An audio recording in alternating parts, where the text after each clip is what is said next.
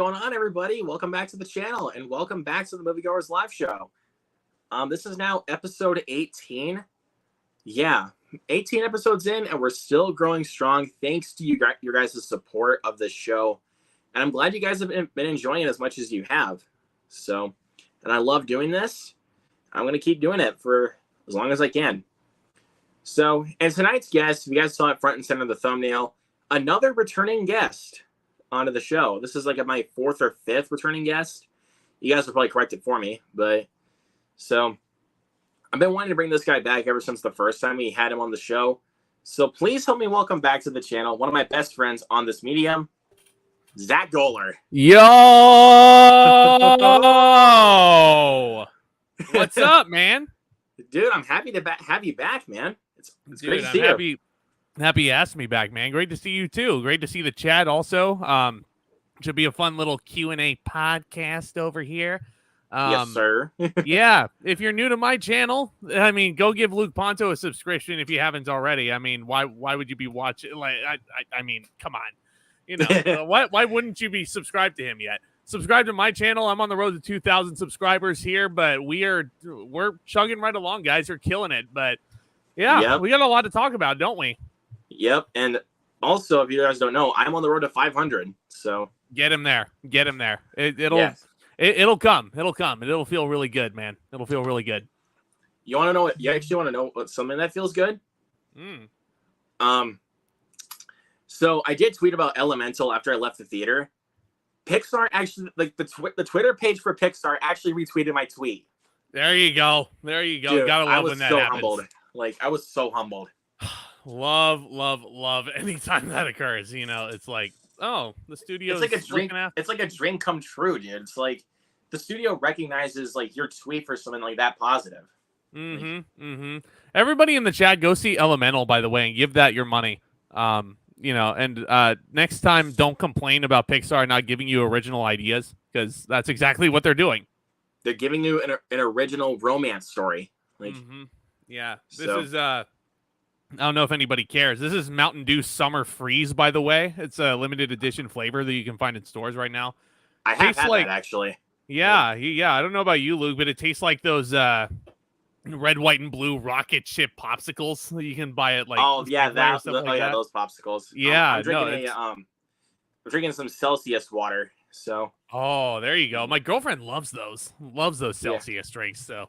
Yeah, I need to drink some of these so I can because I'm trying to get some exercise in before I go on a trip in December. So, and it requires I'm going to New York. Oh shit! Okay, yep. Yeah, so it requires a lot of walking, and I need to lose some weight. So, well, I mean, please do not attempt to drive in New York City. I've been there once before. I saw a couple of Broadway shows. It's impossible to find a cab that will get you from place to place within an hour. Like, it is legitimately the city that never sleeps, and they don't lie to you. That's not exactly. I mean, like, it doesn't sleep, dude. Like, my mom has been there before though. Like, and she told me and my brother that for Christmas, instead of getting us a bunch of presents, that they would her and my dad would take us to New York. There you go. Are you going to see any Broadway shows while you're up there? I'm thinking about it. Like, I saw that there was one going on, like, for Sweeney Todd. Like, yep. That's the one with Josh Groban in the title role. I wanted to go to that, but then I think my mom was a little bit freaked about that, and I'm like, come on, please. I love Sweeney Todd. I'm telling you, man. Yeah. Seeing a production of Sweeney Todd is definitely worth it. It's a great freaking story. Great revenge story. I'm sure Josh Groban is great in the part. I believe they also have Gaten Moderato from Stranger Things playing the role of Toby in that. So that's some star power there. There's some star power in that production. So no reason to not see it, right? Exactly. I mean, plus I love Gaten Moderato. Like, I love that kid. I mean, the Stranger Things kids are getting way too darn old to be doing that anymore. But I mean, hey, did you hear season 5 was delayed like another 2 years? Yeah, because of the writer's strike. Like, I'm getting kind of tired of this. I mean, with the Marvel stuff, I'm okay with that because mainly it kind of spaces out the content that we're getting. and it Well, I makes mean, yeah, but then we're gonna, because with Secret Invasion coming up here sometime this week, we're gonna have like another 5 months to breathe until we get to the Marvels. Yeah, yeah. Well, I think we also get season 2 of Low Key before the Marvels, so I'm looking forward to that. Yeah, but honestly, honestly after seeing the trailer when I went and saw Guardians 3, I'm actually really looking forward to the Marvels. Like, it actually looks like a lot of fun. Yeah, I'm a big believer in the director of that feature, Nia DaCosta. She brought us Candyman a couple of years ago, the remake, and Yep, I mean that was a solid scary movie, man. I don't know about it's you, great. but I'm curious to see what she can do with a Marvel movie and to see if she can bring a lot of the horror elements similar to what Andy Muschietti brought to The Flash. I'm curious to see what she does here. I'm not the Yeah, biggest fan of Brie Larson in the role, but I'm pumped to see Monica Rambeau again. Really, really pumped. yeah, but I still gotta watch Miss Marvel so that we can get caught up. So, because I have to You'll watch like Miss Marvel before I watch the Marvels. Yeah, you'll like it. You'll like it for sure. I mean, I don't just seeing the trailers though for the Marvels though, like with seeing Kamala Khan, like she's freaking funny. Like, Oh yeah, yeah. like, No, she is funny. Like, she's hilarious in the show too, man. You're gonna dig her. You're gonna dig her so much. probably. I mean, I'm hoping so, man. Fingers crossed. So let's see. She's not annoying. Thank you. I mean, when I saw the trailer for freaking the Marvels, and when she was reacting to, like, she was like traumatized because of the cat. Like, she was like, "Oh my god!" I busted out laughing. The cat that ghost that spat out the Tesseract at the end of the first one. She was traumatized. I mean, I would be too if, like, if I owned a cat and it did that in front of me. I mean, I probably would want to, I probably wouldn't want anything more to do with that cat anymore. But I mean, I think you'd probably be reacting the same way that Kamala did. But, maybe not so much me, but I mean, I'd definitely be like, what the hell is up with this cat? Let's see. If you with Drew's in here, what's going on, man? Always a fellow supporter, man. Thank you for being here.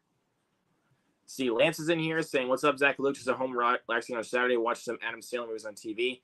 Oh, Lance, I'm so sorry. I hope you're watching Happy Gilmore, though. Yeah, yeah. I mean, not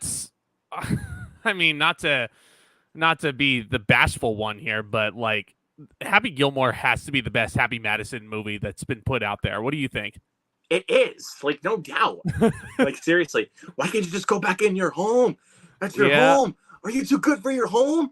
Love that movie, and it's a quotable comedy. Like, one of my favorite product placements of all time as well for Subway. So one of the best. Like, I love that. Yeah, I love Happy Gilmore. I think, like, first my dad, now Chubbs. Anyone I get close to dies. If I were you, I'd run. Like, I love that. But I had a soft spot for Happy Madison growing up. Like, I would watch, I own The Waterboy. I'm not ashamed of that. I own Click. I'm not ashamed of that because I grew up with those. I thought they were funny. But looking back in hindsight, there's some good elements to a lot of those films. But you look at something like the remake of The Longest Yard, which is built after the Burt Reynolds classic from the 70s. Burt Reynolds is actually in the remake as well. And you just look at it and it's like, why is Stone Cold Steve Austin sitting here saying racist things about Nelly? Why is he doing that? And then you look at something like The Bench Warmers and it's like, why is Napoleon Dynamite picking his nose? Is this to kind of like, is it supposed to portray him as childish? I grew up with The Bench Warmers. So, I did too. But now I'm taking off the rose-colored glasses and I'm like, that's a terrible movie. That's a really bad movie. But but sometimes my nostalgia just kind of takes over, like, my enjoyment of the film. So that's probably why I enjoyed The Benchwarmers so much. Yeah. But just, I get you. Let's see. I ever played Pac-Man, those TV plug-in games. I've played those too. Yeah. I was actually at an arcade with my girlfriend recently, and there was a Miss Pac-Man in there, and it was fun to revisit that. And it was Lindsay is super ultra competitive when it comes to playing like board games and stuff like that. Really? She will. Yeah. And I mean, we both get super competitive. And Miss Pac-Man, it was like, okay, who can last the longest here? And it was a fun time. It was a really fun time. That sounds like fun. Freaking Jacob in here. What's going on, brother? Stay tuned on July 2nd. Jacob is going to be returning to my channel. We're going to have a lot to talk about. Yep. Let's see. Whoop. Did a jump. Just got done watching No Hard Feelings and going to review that. Nice. Oh, boy. Oh, I hope it was... looking forward to seeing your review, Jacob. I'm not looking forward to seeing the movie. They gave away the best parts in the trailer, unfortunately. Yeah, that's why I'm staying away from a trailer. So I know my theater is not going to do it, but I want them to get Asteroid City so I can just go in droves and I will sit my ass down in the theater seat and watch it. So when I saw The Flash last night, it was so bizarre because you never would see a Wes Anderson trailer appear before a big movie at my typical movie theater that I go to. And they actually played the Asteroid City trailer, and it was the weirdest trailer I think I've ever seen in my life. And with all the big stars that were in it and all the credits that were rolling, my brother was like, slow down. That's a lot of names you got there, Wes Anderson. And you're scrolling through them rather quickly, But dude, showing off. Like, that's the point with Wes Anderson. He always hires the A-listers. Like, touche. He's got freaking Tom Hanks in this one. I don't think Tom Hanks has ever worked with him. No, and then you got Bryan Cranston back. Like, yeah, did you hear he retired? Yeah, he's all done. He's all done. He's allegedly his reasoning is he wants to spend more time with his family, which I completely understand. If that's true, Bryan Cranston is a living legend. So he's the man. Me too. Yeah. It might be one of his last projects. Might be one of his last ones, so we got to enjoy it. Yeah, exactly. And I mean, bro, and I know my theater's probably not going to do it, but I just hope they get Asteroid City so I can just go there and see it. And because I got that trailer in front of Renfield, and I was like, bro, come on, just give it to us. Yeah. Like, I mean, they should give it to you. I want them to give it to you. So, but if they don't, I gotta wait till streaming, unfortunately, which I don't want to do. I actually want to sit down in the theater and watch a Wes Anderson movie. Like, did you watch the? I don't remember off the top of my head, but did you watch French Dispatch in theaters? No, I had to wait until it got released on Blu-ray. Gotcha. So that's when I was able to watch it and then get my review out for it to finish up off my series. Do I have the French Dispatch? I don't think I do. I do. Why don't I have the French Dispatch, Luke? That's a problem. That's a problem. And that's a problem, too. Those are out of order. But anyway, yeah, keep going. We'll keep going. Those are out of order. Anyways, Lance says he saw the Marvels trailer when he saw The Little Mermaid. Not a bad... Let me look at my list, because I always keep a list of previews I see at every movie. Oh, you do that? Oh, shit. Okay. I know that's a weird thing to do, but, like, it's what I do, man. Yeah, I mean, there's nothing wrong with that at all. I don't think I've ever heard of that. So that way I can also kind of keep track of, like, how many times I see the trailer for each movie. Like, yeah. Because I've gotten the Avatar trailer, like, about 11 times. Oh, and thankfully I don't have to deal with that anymore. Like, dude, if I had $1 for every time I saw the Avatar trailer in my local theater, I could probably retire. That theater really wanted me to see Avatar: The Way of Water, which is not the best movie of 2022. Sorry to disappoint people, but it's not.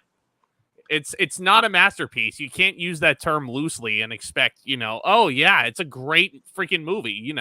You can't, like, visually speaking, yes, it is, but story speaking, no. So my rule, I feel like it should be a rule that we cannot call a movie a masterpiece until at least a year after it releases. Like, a masterpiece is a very heavy term that you put on something. A masterpiece is like saying, you have the Michelangelo statue. You have the, in terms of masterpieces in architecture, I can think of Hearst Castle. That's a masterpiece. You can't use that term willy-nilly and throw it around loosely at every movie you think is going to be the best movie of the year, you know? When clearly not every single movie like Avatar: The Way of Water is the best. Like, no, that's not what at I'm all. saying. You know, Jesus, like, dude. I think of movie masterpieces. I think of Shawshank Redemption. I think of Forrest Gump. Both those movies are very near 30 years old. Had to And take multiple honestly, viewings. like, and plus this, like, I would watch this movie so many times, especially like within days or even so, because I was so addicted to it. Fear and Loathing in Las Vegas. That is one of my absolute favorite movies. Like, Terry Gilliam, I believe. it was originally directed by like this Alex guy, but I don't remember his name. But he got fired, and then Terry Gilliam took the credit for it. So Probably thinking of Alexander Payne. I don't think it was Alexander Payne. No, I don't think it was. I need to look this up. Like, yeah. Fact check that real quick. But I mean, when I think of weird movies like that, and like you said the name Alex, and I was like, oh, it has to be Alexander Payne, because you look at that guy made freaking Downsizing. That's a weird movie. His filmography is so bizarre. Downsizing, Sideways is a great film. It's so underrated. Election. Yep. Election is a really good movie as well. Nebraska. I don't know if you've ever seen Nebraska. Bruce Dern kills it in that film. That's so a great good. Movie right there. That's a great it's movie. Shot in black and white too, which you don't see enough. You didn't see enough of it, especially in the early 2010s. Exactly. But I was looking at 1, 2, 3. So I've gotten the Marvels trailer 4 times. Oh. I've gotten in front of I got in front of Guardians, then The Little Mermaid, which Lance pointed out. I got, of course, I was going to get that in front of Spider-Man, like no question, because it's also superhero property. There you go. And then I got in front of Elemental. Yeah, no, I definitely did not get it in front of Elemental. I got it, I think, definitely in front of Guardians, maybe in front of Little Mermaid. I can't remember off the top of my head though, but I've definitely seen it at least once in the theaters, and it looks fun. It looks like it'll be a good time. I'm not expecting it to, blow everybody away out of the water, but it's like, no. Like, as long as I can have a fun time, that's all I'm really asking for out of a movie like that. I just want a fun time. I think it has the chance to be better than the first Captain Marvel, which I honestly don't think is that bad. Like, it's not, but at very best, I think it's a mid Marvel movie. If I'm going to use proper, if I'm going to use proper, millennial going into Gen Z terms for a second. Yeah. Mid. But I'm looking at it again, looking through the list. I got the Transformers trailer a few times, and every single time I got that trailer, I rolled my eyes. What? Yeah, no, that was because I was like, bro, like this is just gonna be another Transformers movie. And it was better than usual. It was better than it usually would be. Like, I'll give it this. It felt like another Transformers movie, but it actually got me to care. Like, for once. Especially since you had Anthony Ramos in the lead role. You get me to care. Like, I love that guy. More importantly, you had Stephen Caple Jr. directing and not freaking Michael Bay. Oh, yeah. And also you get freaking Pete Davidson as one of the Autobots. Hell yeah. Pete Davidson's hilarious, man. I don't understand the hate for the guy. He's funny. Like, yeah. No, he gets a ton of hate, man. But I'm legitimately sitting here dumbfounded at that. I don't get it. I think you want to know another person who I don't think deserves the hate that she gets, despite the fact that she is funny? Tell me. Aquafina. I haven't heard funny. Nearly as much Aquafina hate as I have for Pete Davidson. Like when one of my buddies saw Renfield, he said that Aquafina ruined the movie, and I was like, bro, chill. Not even close. Not even close. The drug lords ruined the movie. Aquafina was far from the reason why I didn't like Renfield, but I mean that's a hot take. Despite the fact that the drug lord subplot was unneeded, I still thought Ben Schwartz was freaking funny. Like, he was really funny. Like, afternoon officer, and he's like, "Do you think any guns to fuck you up?" I mean, it's very B movie over the top and everything, but for a movie that was promoting Nick Cage playing a dream role, and for him to only be in it for about 20 minutes maximum, like, I was sitting there like, are you kidding me? That's all the Nick Cage I'm getting? But the thing is, it's called Renfield, so this is more like his story. I get that. But the main conflict should have been between him and Dracula, and it wasn't. That's my point. You know? I get it, but we can agree to disagree, right? I guess, but I'm not gonna pull your leg on it because it's still I still enjoyed it. And honestly, if you enjoyed Renfield, that's totally fine. You know, anybody out there who is like, hey, I love Renfield, but I'm just sitting here like, you know, I'm not being a dick about it or anything. I'm just emphasizing my points. Exactly, and that's why you're nice about it, dude. Like, and that's something I like about you. Like, you're nice about it. Like, thanks, man. I mean, I might come off smug, you know, on camera and everything, you know, just to kind of, I don't know. Just to kind of play the fun, you know? Yeah, I mean, I'm here. Here's my approach, honestly. I'm just going to reveal all my dirty secrets about how I do this YouTube business. So, I mean, so when I talk about movies and everything, like, I want to make sure I'm honest, but I also want to make sure I'm at least slightly entertaining, you know? Just because there's a lot of things people can watch on YouTube, but, you know, there's just something that, you know, you got to do to make yourself, you know, stand out and everything. So exactly. And that's the thing I usually try to do whenever it comes to like making my reviews. I want to be honest. Like, but then some people are just like, no, you're not honest. And I'm like, dude, can you hear it? Can you hear the tone in my voice? Like, I'm actually being honest. Yeah, no, I mean, you can be honest and you can be respectful and everything. So, exactly. Like, what's a good example? Like, I can be respectful and say that I like Shazam. Like, how's that? Like, I can be respectful and say that, and people didn't like it. Be respectful and say I understand. Yeah, no, and you're talking about the sequel, right? Yeah, I was talking about the sequel. I do like that movie, actually. Like, yeah, I mean, I own it mainly for completionist purposes. Same here. But there were, I mean, again, I can see why people really dig that movie, and I can see why a legend like Helen Mirren would want to attach herself to Shazam, and why she believes in Shazam. You know, because Helen Mirren, like at this point in her career, she has to be picky. You know, right? Exactly. So. But even though I thought Helen Mirren was great in Shazam, her dynamic that she shared with Lucy Liu, I thought was honestly really bad. Like, really, I thought it was bad. Like, because interesting, they don't share good chemistry together. Like, they don't. And plus, even the thing is, like, Lucy Liu is the sister that just wants to take over the entire planet. Like, and I was just like, that's a typical villain. Like, I've seen that all before. Yeah, But when Rachel Zegler's character of Anthea can be very confusing to a lot of people. But the thing is, like, I knew there was good in her. I did not think she was actually going to come out to be a villain. Like, no. I mean, yeah, I really love seeing Rachel Zegler because she deserves the world and she, you know, steals every scene that she's in. Thank you. But yeah, definitely steals every scene. Can't wait to see her in Snow White next year, which I actually read, Luke.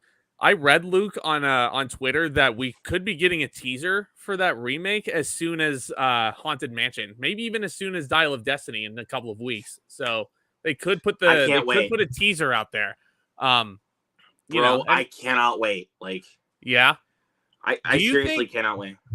Let me ask you this, Luke. Do you think it has potential to be the best Disney live action remake? It has a lot of potential, like, because I mean, you have, like, for one, you have a good cast, like, on the line, like, because I mean, you got Rachel Zegler playing the title character, and then you got Gal Gadot playing so against type as the evil queen, and I was like, I love the casting. This could go either way, like, but I'm hoping this will go the good route. Like, I love the casting on both sides. Because Gal Gadot is great. Gal Gadot playing a villain is super intriguing as an idea. Rachel Zegler is a national treasure. Everybody on Twitter saying that she is the wrong ethnicity to play Snow White. Screw all of you. Who freaking cares in God's year 2024 when the movie comes out?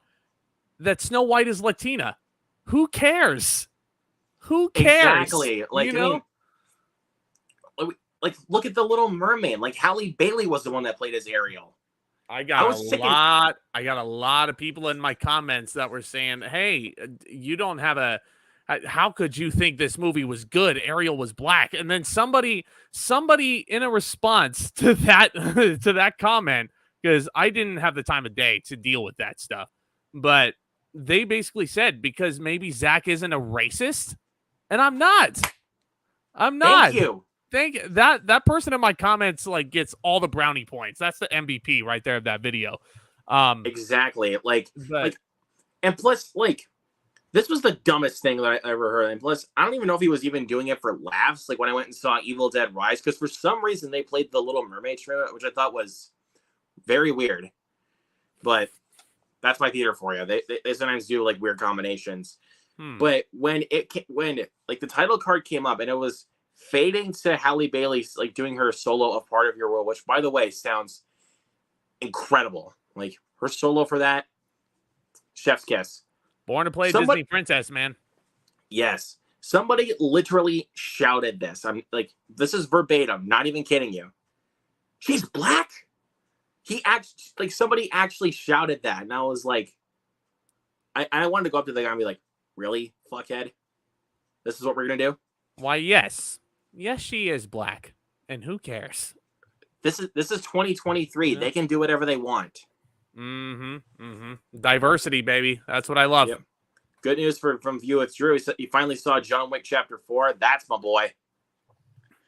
Great movie. A lot of my coworkers don't like that movie because they said it was too long. And I don't know what they're talking about. Over 3 hours. We've had other 3 hour long movies before besides John Wick Chapter 4. So why is the studio looking to make more John Wick movies when John Wick is dead? That's my question. But if they were wanting to make a fifth one, though, it has to be a prequel. It can't just be another John Wick movie where he somehow just rises from the grave. What, are they going to de-age Keanu so they can actually do a prequel? Oh, Jesus Christ. No way. They're not doing that. No. They'd have to pick a different actor if they were going to do that. Well, I mean, if you look at something like Orphan First Kill, like where with Isabel Furman being Esther again, even though she's in her 20s, they used body doubles to actually make her look like a little girl again. There you go. And that was really smart. Like they actually they used two different little girls to actually make them the body doubles. Yeah, I mean, the de-aging technology, it wouldn't surprise me if they decided to say, "Hey, Keanu, you good for one more? You want to do a prequel?" And he goes, "Yeah." But I don't know if they need to do another one. Just stick with the ballerina spinoff, please. Let the character and let the franchise be put to rest. There is no reason to keep going around with a John Wick franchise if John Wick himself is dead. Like, there's really no reason to do it. Like, you look at something like, and some people might argue, oh, well, what's the difference between this and, I don't know, the Harry Potter saga? Because, there's a lot more to explore with Harry Potter, though, because all those other characters, I think, are infinitely more interesting than all the John Wick characters. I said it. But you look at something like Star Wars. Star Wars is a general term. It's not called Luke Skywalker. If they were going to do like a whole series about, the Star Wars world and, Luke Skywalker dies in The Last Jedi, spoiler alert. I'm just being, subtle about this. And by the way, that's a good movie. It is a good movie. It's a good movie. So in any case, there's no reason to continue that saga if Luke Skywalker isn't around anymore. Exactly. If it was named after him, since it's a generic term, fine. Make as many spinoffs as you want. Make a Mandalorian television series. Make season 4 better, by the way. Make an Ahsoka TV series. You can do the Bad Batch, do all this animated shit and everything. But if you have a series that's called John Wick and the biggest, the most intriguing character of the bunch is John Wick himself, and you kill him, where else do you have to go? Exactly. Yeah. Okay, good, Lance. You're a good man. You're watching the good stuff. Happy Gilmore. At least he's not watching. Jack and Jill. Ugh. Yeah, at least he's not watching. Grown Ups too. I was gonna say the first Grown Ups, but yeah, that works. That works. I hate the second one. Like, I absolutely hate me the too. second one. Who doesn't hate the second one? The first one at least has some good laughs. Like, there is some funny moments, in my opinion. Yeah, but I don't remember which one was Stone Cold Steve Austin in. I'm gonna look this up. What? Stone Cold Steve Austin was in a movie? I like. No, I wasn't thinking that. I was just like, which one was it though? Steve Austin Grown Ups. I'm gonna look this up. You can keep interacting with the see. chat while I do this. Movies and Trains is in here. My second watch along co-host. What's going on there, my brother? Yeah. Oh god. Oh no. He's pissed. Wait, why? Because we actually like The Last Jedi. He hates that movie. Oh, well. I'm sorry that Ryan Johnson just tortured your childhood, but he still actually made a good movie out of it. Yeah. Stone Cold was in Grown Ups too, by the way. That's a great connection to have. Adam Sandler and the Happy Madison family. That'll get you roles. Again, the first one actually had some actually pretty laugh out loud moments to me. Like, yeah, but what the else rope on a good? Tree. What else good have they done? What? I now pronounce you Chuck and Larry. Click was good. Jokes. I liked Click. I like the third act of Click a lot. Click ends on a tearjerker. Like, that's something I like about that movie. It actually took a risk. Like, and I thought David Hasselhoff was funny. Give the devil credit where it's due. I thought he was funny in that movie. Sue me. Exactly. Let's see. Movies and Trances, you rewatch Billy Madison. Oh God. Yeah. Go to shit, boop. Where that's the one where Adam Sandler has to basically go back and repeat all the elementary school grades within an hour and a half. It's stupid, but it's funny. That sounds like one of those movie pitches that Cartman made as Osimo on South Park. Adam Sandler has to go back to the third grade, and then he has to basically pass all of his spelling tests or something. Or should I say, screw you guys, I'm doing him. Oh, for the love of God. That is my favorite. That is probably my favorite catchphrase in any TV show is, screw you guys, I'm doing him. Oh my goodness. Anyways. I have a question for you, Luke. Do you have any favorite South Park episodes? Oh, this is a tough one because I love South Park. I really do. I love South Park. One of them is Weight Game 4000 from season 1, where Cartman wants to get buff because he won the environmental essay contest. Oh, yep. He wants to get buff, so he sees the commercial of Weight Game 4000. So he's like, "Man, can you get me some Weight Game 4000?" And then Weight Game 4000. And so his mom gets it to him, and then all of a sudden it makes him fatter. Yep. I mean, that's what that stuff does. I mean, those infomercials just lie to you, and they're like, "Yeah, this will help you gain weight. Okay, this will help you gain muscle weight." But that's not what it does at all. It made him fatter. God damn it, that's a big fat ass. No, they don't. You jealous weakling. God damn, that's a big fat ass. Isaac Hayes. Yeah, that's a controversial figure if I ever saw one. Shit. Oh, let's see. No, it's okay. What I was gonna say, I think from season 12, Tonsil Trouble. I don't remember that one. So that's the one where Cartman is getting his tonsils removed, but then all of a sudden the doctors accidentally infect him with HIV. Oh God. But then all of a sudden Kyle just seems to laugh it off because he thinks it's karma for him. So because of that, Cartman decides to give Kyle HIV. Yeah. So they have to go all the way to Magic Johnson just to find the cure.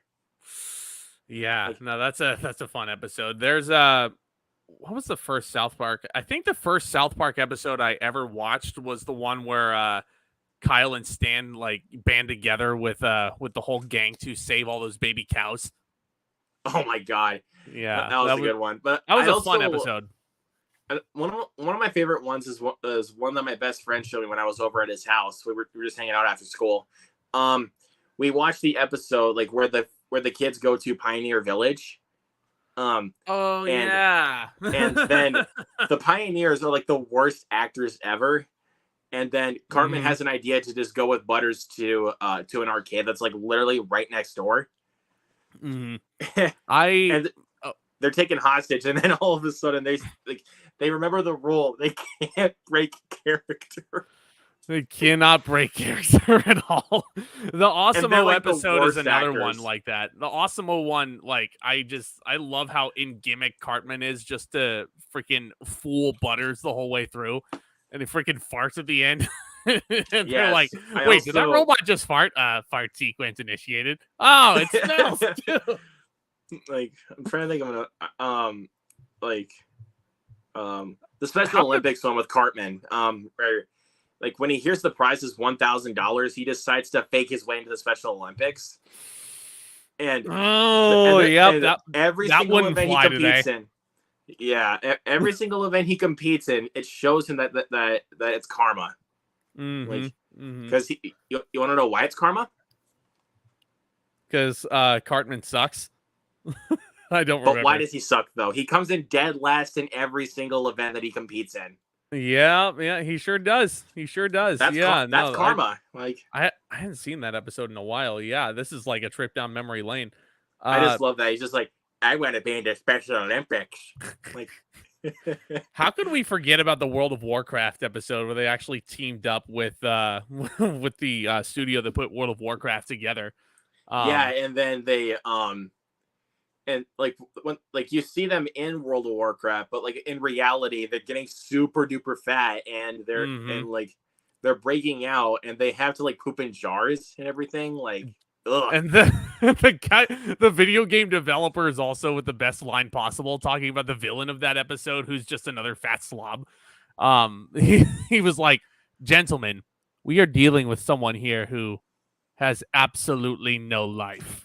And then they're just sitting there like, how do you kill that which has no life? And I'm just sitting there like, genius right there. It's the best line. Yeah. But let's see. Are you sure about this? Butters, I'm not just sure. I'm HIV positive.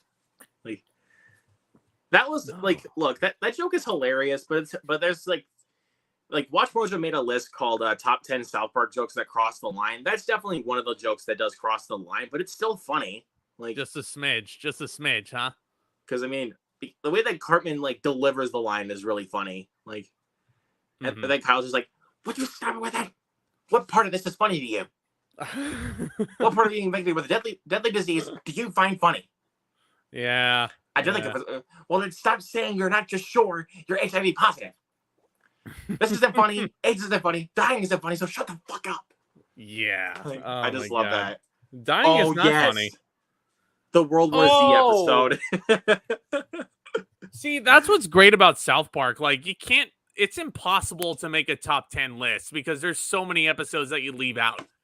Like, you could, like, minimum, I'd be comfortable giving you, like, a top 25 episodes of South Park.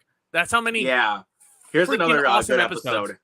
Here's another good episode. It's the one that introduces PC Principal in season 19. Oh, really? Yeah, and like, because PC Principal just like out of nowhere just gives Cartman detention. Like, so he decides to make a way to get PC Principal fired. He decides to try to make a way to, like, he decides to try to frame him for molesting Butters. And that goes incredibly wrong. Like, because he gets his ass beaten in the bathroom by PC Principal. Well, no wonder. Like, logically speaking, PC Principal honestly should have been fired for that because he beat up a student. Big time. But, yeah, Mr. Mackey should have been fired for doing LSD on school property at the same time. Exactly, but what LSD I'm trying to get at is bad. Okay, you shouldn't do LSD. Yeah. Oh, the one where they burned the school down because they're smoking cigarettes. I love that. That's one of my favorites. The mystery of the someone who crapped in the urinal. Oh, I love that episode. And Mr. Mackey is just like completely. We don't have any cigarettes. Well, you better not, because let me tell you something about smoking. Because smoking's bad. Okay. Son of a bitch. That's a freaking fantastic impression, by the way. Keep doing that. Like, I love Mr. Mackey. Like, yeah. Because Kyle, the thing about tattling is, tattling's bad. Okay, because nobody likes to tattle tail. Okay. Like, Mr. Mackey is like one of the easiest characters to do impressions of, dude. I mean, but somehow you've nailed it perfectly. like Trey Parker and Matt Stone should just call me and just have them have me voice Mr. Mackey. I mean, if they're watching this podcast, if they're listening to this podcast, call Luke up. Call Luke up. He's ready. Jesus Christ, man. I just you can tell I love Mr. Mackey. Like, this is too big of a mystery for me. I think we'd better call in the Hardly Boys. Oh boy, not the goddamn Hardly. The theme music cuts him off, but yeah. But this is also in the movie with Mr. Mackey. Like, you boys should be ashamed of yourselves. I already called in your mothers. Like, yeah. Hey, Mr. Mackey, can I ask a question? Yeah, good. What? What's the big fucking deal, bitch? Like, yeah. Like, that's South Park movie, man. Like, boys, I honestly doubt that Mr. Garrison ever said, eat penguin shit, you ass belunker. Yeah. That movie, man. Didn't you say like one of your buddies almost walked out of that movie back when it came out? Almost I walked remember out that. Of it. Like, because you said that in one of your collection videos, and I was like, really? I think he actually did walk out of it once Satan and Saddam appeared together. Oh God. Yeah. So that was funny. Honestly, that's funny. Yeah. But I don't know. Yeah, that movie came out in a freaking banger year, 1999. I want to say, when South Park was at its peak of popularity. I mean, that was the perfect time to put that movie out. But little did they know that 1999 was going to be one of the craziest years in Hollywood. Like, yeah, and just leading right into 2000. Like, holy crap. Got a lot. Oh, big time. Let's see. Lance says I also love the South Park movie. I do too. It's great. Guilty pleasure. Guilty pleasure. I laugh at it. I laugh at it so much. That's kind of the point, though. It is supposed to be funny. Like, like, especially. That's the mark of a good comedy, man. I mean, how much it makes you laugh. Like, that's what you got to do. That's why sometimes I just love comedies, because some of them are just too easy for me to actually just make me laugh. But then some of them just sometimes just sit there and I'm like, this is what I spend my time with. Yeah. I hate when comedies do that, though. Like, I hate it. Yeah. There are a couple of comedies out there that are reaching big anniversaries this year that I'm actually looking into doing separate reviews on my channel for. I don't know if I can reveal them yet. Well, one of them is Step Brothers. It turns 15 years old this year. Hey, man. Did you touch my drum set? No, I didn't touch your drum set. Yeah, you don't have a drum set. Do you have a drum set? Do you play any instruments? I do. You do? What do you play? I don't play anything.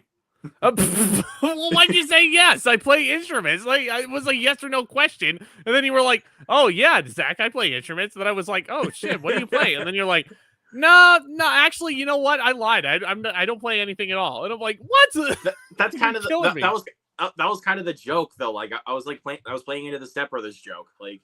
Oh, okay, I see. Okay, like, I know it's not like the way the line goes, but I was kind of playing the joke, like. Yeah, because I know the Cops doesn't start till 4 p.m.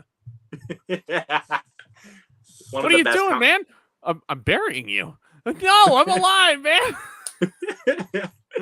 They can only credit WWE for doing the buried alive gimmick.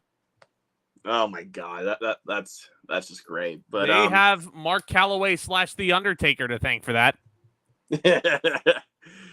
But actually thinking about it, there was one movie I wanted to review because it did turn 25 years old this year. Big Lebowski, huh? That close, but that's not the one I was thinking of.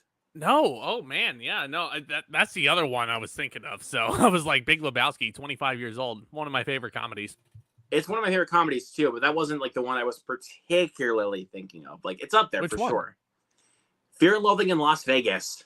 There you go. Oh, I should have known. Is it 25 this year? It is, yes. It came out back in 1998. 1998. Wow. Oh man, I thought it came out a little later than that. But speaking of, actually, I was going to show you some of the pickups I got yesterday before we went live, but we didn't have time. So yeah. Mind if I just go ahead and show you? Might as well. Yeah, go ahead. Let's see them. So, and so some of these I got at a CD shop where I actually traded in some stuff, and I didn't even have to pay for them all. Like the stuff that I got there, didn't have to pay for it. Wow. So I'm starting I'll point out which ones I got at that shop. So, I got the Ninja Turtles trilogy to prepare for Mutant Mayhem. You can just disregard this piece of shit at the bottom. I actually, you know what, man? I saw a trailer for Mutant Mayhem that came on before. I think it came on before Elemental, and I was actually like, "This looks really good. This looks really good, dude." Like, and I'm glad they're going the animated route this time. Like, this is what I want the Ninja Turtles to do. And from the trailers, it looks like it's actually nailing what the Turtles are supposed to be. Looks like a legitimate comic book movie too, which is awesome. And dude, like Seth Rogen's even producing it. Like, come on, dude. Seth Rogen's a good hand. He's a good hand. And if you got Seth Rogen and John Cena playing Bebop and Rocksteady, bring it. Like, I am so ready. I mean, Cena has to play voice roles because nobody can see him. Oh yeah. Yeah. Yeah. That's why when you did that, that's why when I was on your stream back in December, that's why I was playing into your Peacemaker joke. Like, how can you taste it if you can't see him? Ew. WrestleMania 26, the WWE Championship match was Batista versus John Cena. It was just an empty ring. Oh God. Because Batista's invisible. Yep. You know, but, his movements are so incredibly slow. Yeah. Yeah. Next one. This if John Flickinger is watching this is for him. It's over the top. I found this at Best Buy. This was only $6, so I had to pick it up. Like, I had to buy this. That's about as much as it's worth right there. Yeah, I mean, they had a sale going on for some sports movies, so I was like, bro, if this is $6, I have to buy this. Like, over the top. I watched that movie. God, when was it? I think I was like going into college. I thought it was just like I think I was like once is enough. I think that's enough. But you know, it's really stupid. But I mean, the movie is honestly it's 80s as hell. Like, it's aware of how stupid it is. Super 80s, but, indeed. Okay, here we go. Let's lighten the mood here a little bit. Rudy. Yes. I did it, Dad. Yeah, I did it. Yep. This was only. Also got this at the CD shop. This was only $4, dude. I had University of No. $4. Yeah, it was on the clearance rack, so I had to pick this up. And I owned this film on other physical releases, but I never owned this on Blu-ray. So yeah, you've seen it, right? Of course. Like my parents love this movie. Like, yeah, as do mine. It's a great football movie. So inspiring. Love Sean Astin in that. Yeah. Here's another one. Historically accurate, not really, but nah. But here's another one. So, oh my God. Pirates of the Caribbean, Dead Man's Chest, and I finally have all the Pirates of the Caribbean movies. Wow, and that was the last one you had to buy, huh? I could not find this one anywhere for a while. I could never find it. Mm-hmm. And then I got a jar of dirt. I got a jar of dirt. And guess what's inside it? Summon the Kraken. Dude, Davy Jones is so creepy in that movie. Like, yeah, and then they had to ruin it by basically making Beckett the main villain, and Davy Jones was his sidekick. oh well. I'm still so mad about that. So freaking mad. But yeah, but dude, here's an underrated movie right here. And also, if Jacob is still watching this, Arachnophobia. Yes, thank you. Oh, that's such a good movie. I love that. Also found it at Best Buy for $6. So yep. Mm-hmm. I've seen it. Snag it. I've seen it on my Best Buy shelves for $6. I bought mine. God, when was it? Maybe like a year or two ago. Did you? I think you got that off of Amazon. If I had to guess. I think so. I might have. I don't remember off the top, but it's just a guess. Like, don't correct me if I'm wrong. Don't correct me if I'm wrong. But yeah. No, of course not. Yeah, I just don't remember. Here's another one I found under the clearance rack, and this is a pretty underrated movie right here. A Perfect Getaway. Who's in that? So you got Timothy Olyphant from Justified, great actor. Milla Jovovich when she's actually doing good movies. Not the Tomb Raider movies, or you're talking about Resident Evil. Oh shit! I'm a freaking idiot. Don't mind me. Yeah, I was mixing her up with. I'm not gonna judge you, but she was in the Resident Evil movies. Yeah, I was mixing her up with Angelina Jolie. Why? Yeah, but this is one of her good movies right here. You also got Kylie Sanchez, Steve Zahn, Marley Shelton, and Chris Hemsworth is in one of his earlier roles. Oh wow! What is that? A rom-com or is it a thriller? This is a thriller. So basically, you have these three couples on this island, and there is a pair of killers that is amongst them. They're trying to find out which one of the couples is the killers. Oh, so it's a really interesting movie. Yes, who done it? Oh wow, okay. So you might like it. I can't really speak for you, even though I know you love whodunits, but you might get a kick out of it. Yeah. Can't wait for more Knives Out sequels. Yep. And speaking of, here we are. Fear and Loathing in Las Vegas. There you go. It took you a minute, huh? Yeah. Like, I had this movie on VHS for the longest time, and then all of a sudden, when I looked for it, when I saw it at the CD shop, and it was sitting there looking me right in the face, and I was like, "You're coming home with me. I'm finally grabbing you." I'm like, there you go. And again, didn't have to pay for it, even though the original price was $10. Like, I didn't even have to pay for it. Not bad. Yeah, that's a good haul. Oh, this one though. Okay, now I know you don't care for this movie either, but I watched it recently and I actually really liked it. So, cut me a little bit of slack. What do you got? The Pope's Exorcist. Oh, that one. Yeah, the one that the crowd at WrestleMania freaking booed out of the building because it okay, no, here's a funny story. So I'm sitting there in the stadium and there's a match about to go on, and the guys are just about to make their entrances into this big gigantic cage. And this match is brought to you by the Pope's Exorcist, and Russell Crowe gives this big monologue. The crowd's booing Russell Crowe. I'm standing there like, why are you booing him? WrestleMania goes Hollywood. This makes sense. Yeah, but I actually did like this movie quite a bit, and it offered enough unique things to it, like to the subgenre that I was expecting. Mm-hmm. But the biggest problem with it is that it is very tropey. Yeah, I thought it was decent. I mean, it wasn't a horrible movie or anything, but I mean, I only rented it for about $6, which I was like, honestly, that was the price I was willing to pay to watch this. $6. But and since I enjoyed the movie enough, I was like, you know what? I'll pick it up on Blu-ray. Like, I honestly would not mind watching this again. And plus, I love exorcism movies, so I kind of felt like this film was kind of my thing. Like, oh, that reminds me, we're getting a new Exorcist reboot towards the end of the year. Not excited about that one, honestly. No, not because, dude, like we already had we only had 5 different Exorcist movies in regards to that entire franchise. Mm-hmm. Like, we had the original one, which is perfect. Like, that's a movie. A masterpiece. Like, you guys want a definition of a masterpiece, especially in scary movies? I believe The Exorcist. Yeah, it turns 50 years old this year, I think, too. It came out in 1973. had people sprinting out of the movie theaters, like still to this very day. Great movie.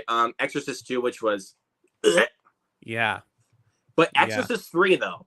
Exorcist 3 very underrated. Like really underrated. And has one of the best jump scare scenes that you will ever see in a movie. Like totally. It's such a great jump scare.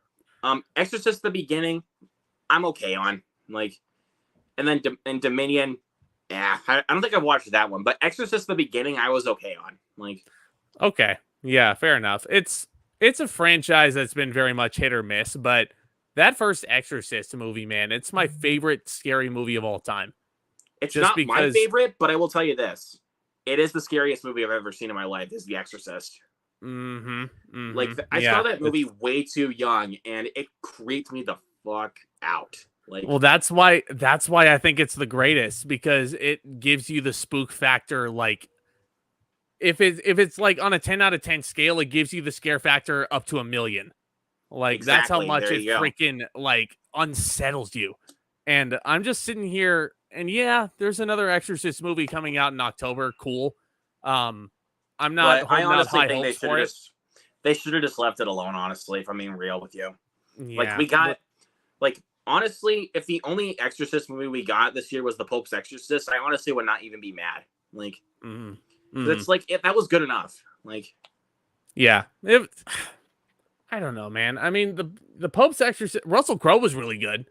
Like, he definitely propelled the movie for me, like, because of his excellent performance as Gabriel the Mort. Like, and it made me learn so much about the guy, like, because I never knew this guy, like in my life. I never even heard of the guy. Didn't even know it was a true story movie until I walked in. And then watching it, I was like, I learned so much about this guy. Like, he performed over 100,000 exorcisms in his lifetime, which is crazy. Yeah. Now, granted, I feel like this is kind of similar to how I feel about the Winchester movie, which came out like 5 years ago, something like that. Oh, that piece of shit? Yeah. Well, that was, I worked at the Winchester house for a while, so I know a lot more about that house than a lot of people are led to believe. But that film did not portray Sarah Winchester in the best light at all.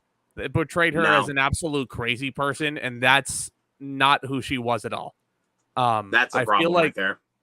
She was a woman who was plagued by bad luck and experienced so much grief in her life.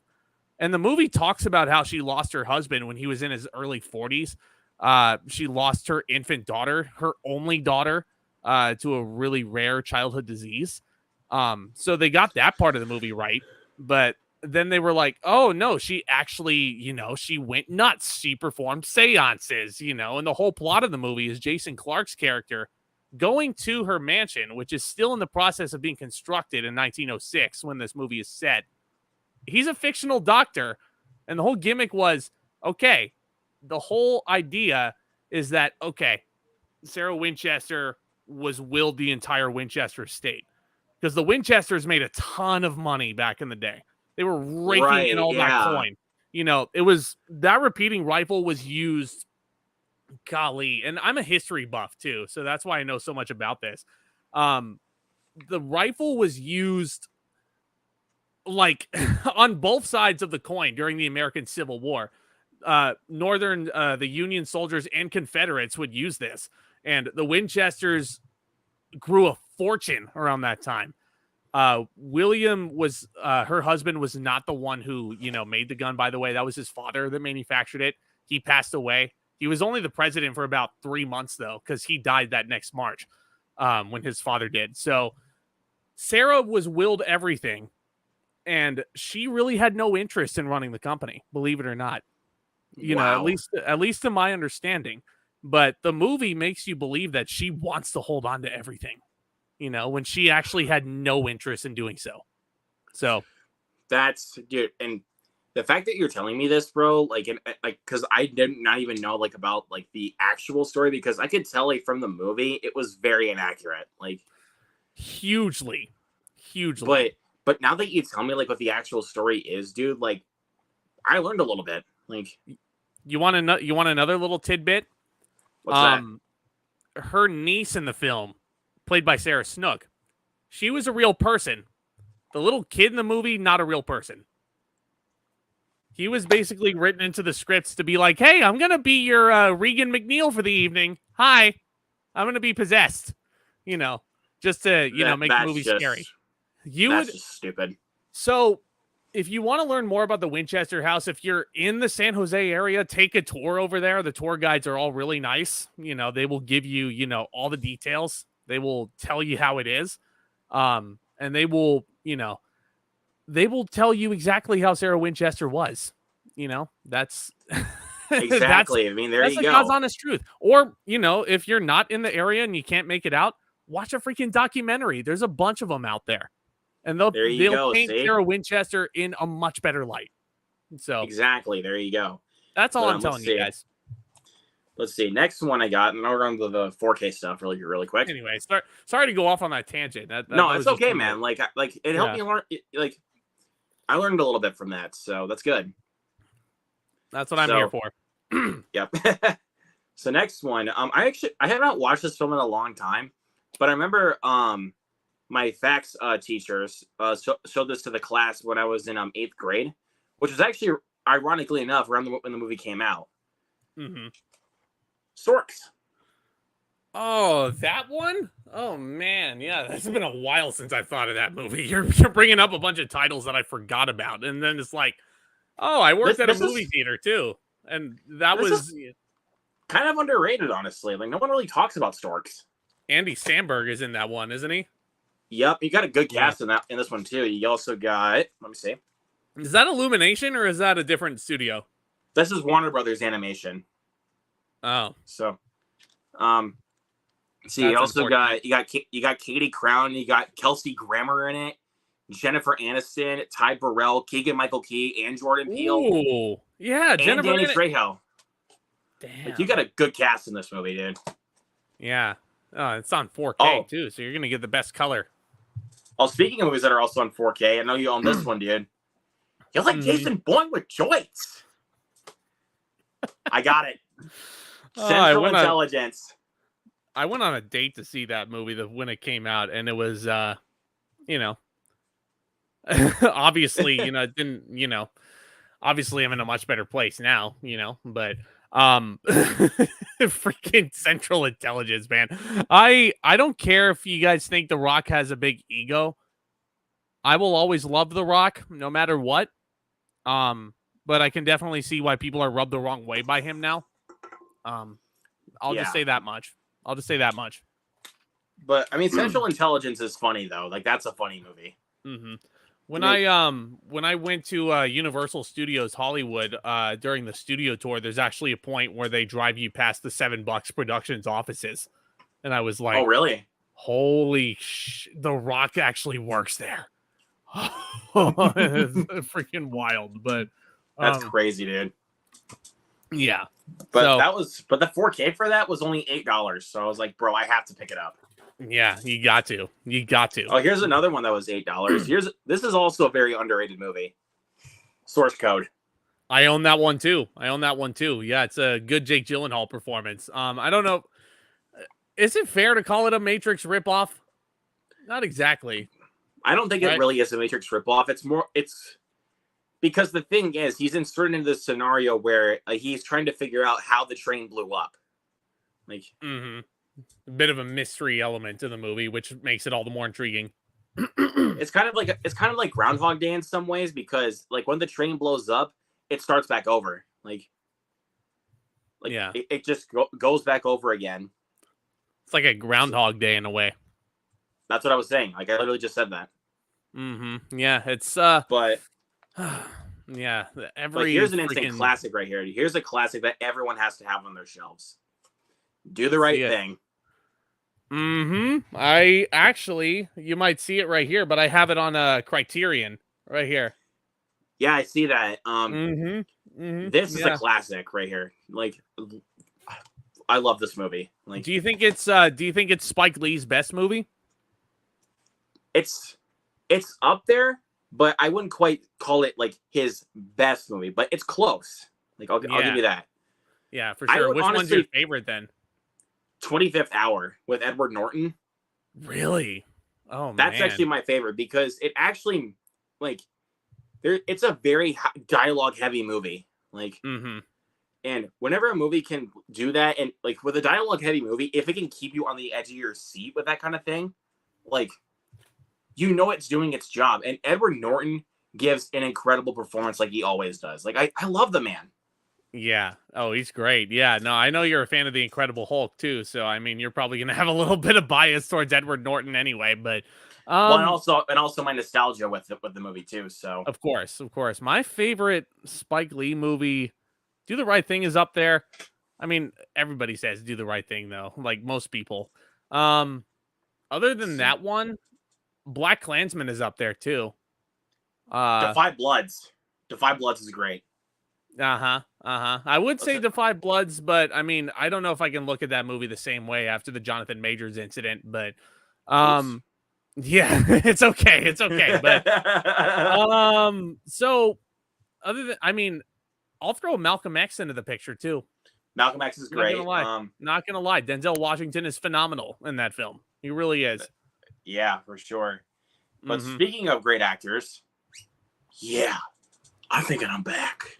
Yeah. I have that one too. I have it. I'm gonna show it off in my Blu-ray haul at the end of the month. But such a great movie, dude. Like one of the best movies of the year. Like, no question about it. Like, it's probably gonna be on my countdown. I'm probably gonna be pissing off a lot of my day job coworkers right now. But I mean, right now it's in my top 3. So it has a great chance of still being on the list once the end of the year rolls around. Like.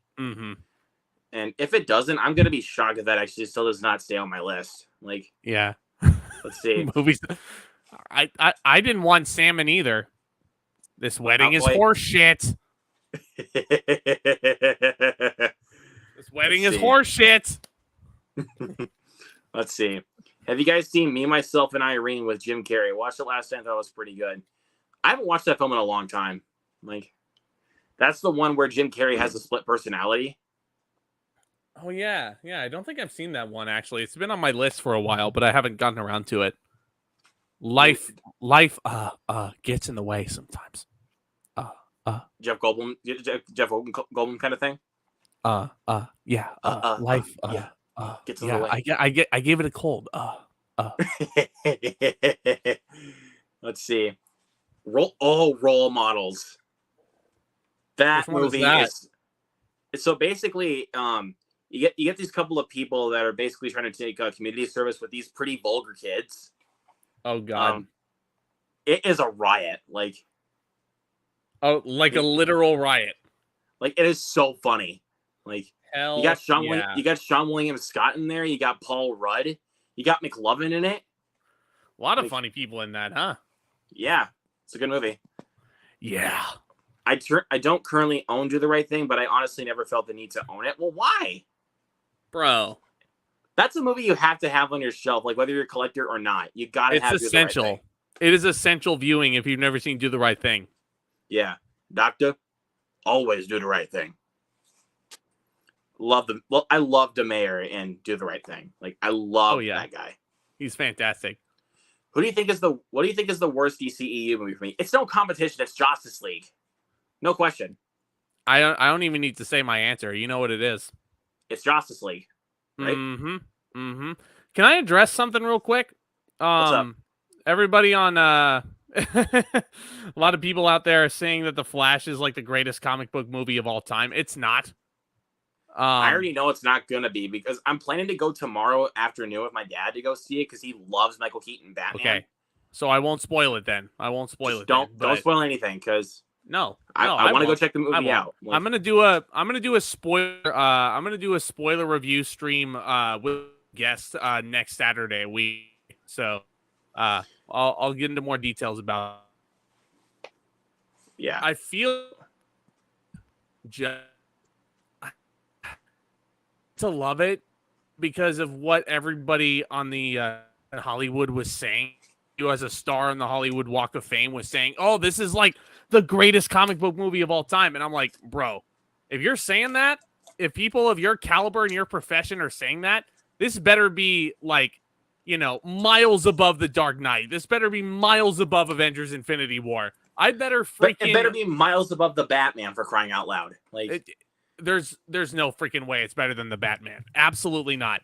Not even better than the Suicide Squad. I will take the Suicide Squad over any DCU movie any day. Yeah, I mean, it's not better than Wonder Woman. I already know it's not going to be better than the first Shazam. It's not better than I don't even think it may be even better than Aquaman. I could probably take that one to my grave because I mean, some of my friends adore Aquaman, and I'm like, really? That's the one you love? I get that in a certain degree, but it's that's it though. There's clearly better ones out there. You got the Suicide Squad right under your nose. They're the worst.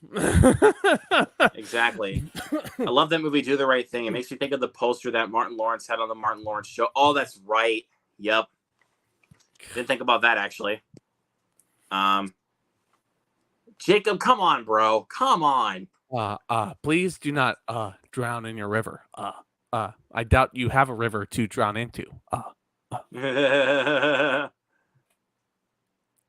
See you on the second, buddy. It's gonna be I've seen Do the Right Thing. Oh, okay. Okay.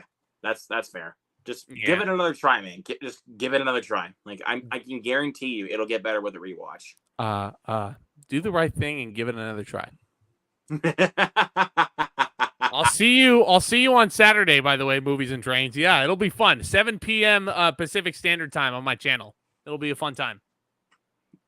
Again, I'll plan for tomorrow to go see it, but if I can't, then I'll try to figure out another day. Because I mean, what do you what movie do you honestly think I was going to go see first? The Flash or Elemental? Be real. Pixar. The Pixar. Of course. Yeah. Plus, I was actually really pumped for that movie. I wasn't expecting to like it as much as I did. I was really hoping to love it, honestly, because the concept of it really impressed me. But then I walked out of it and I was like, it could have been so much better.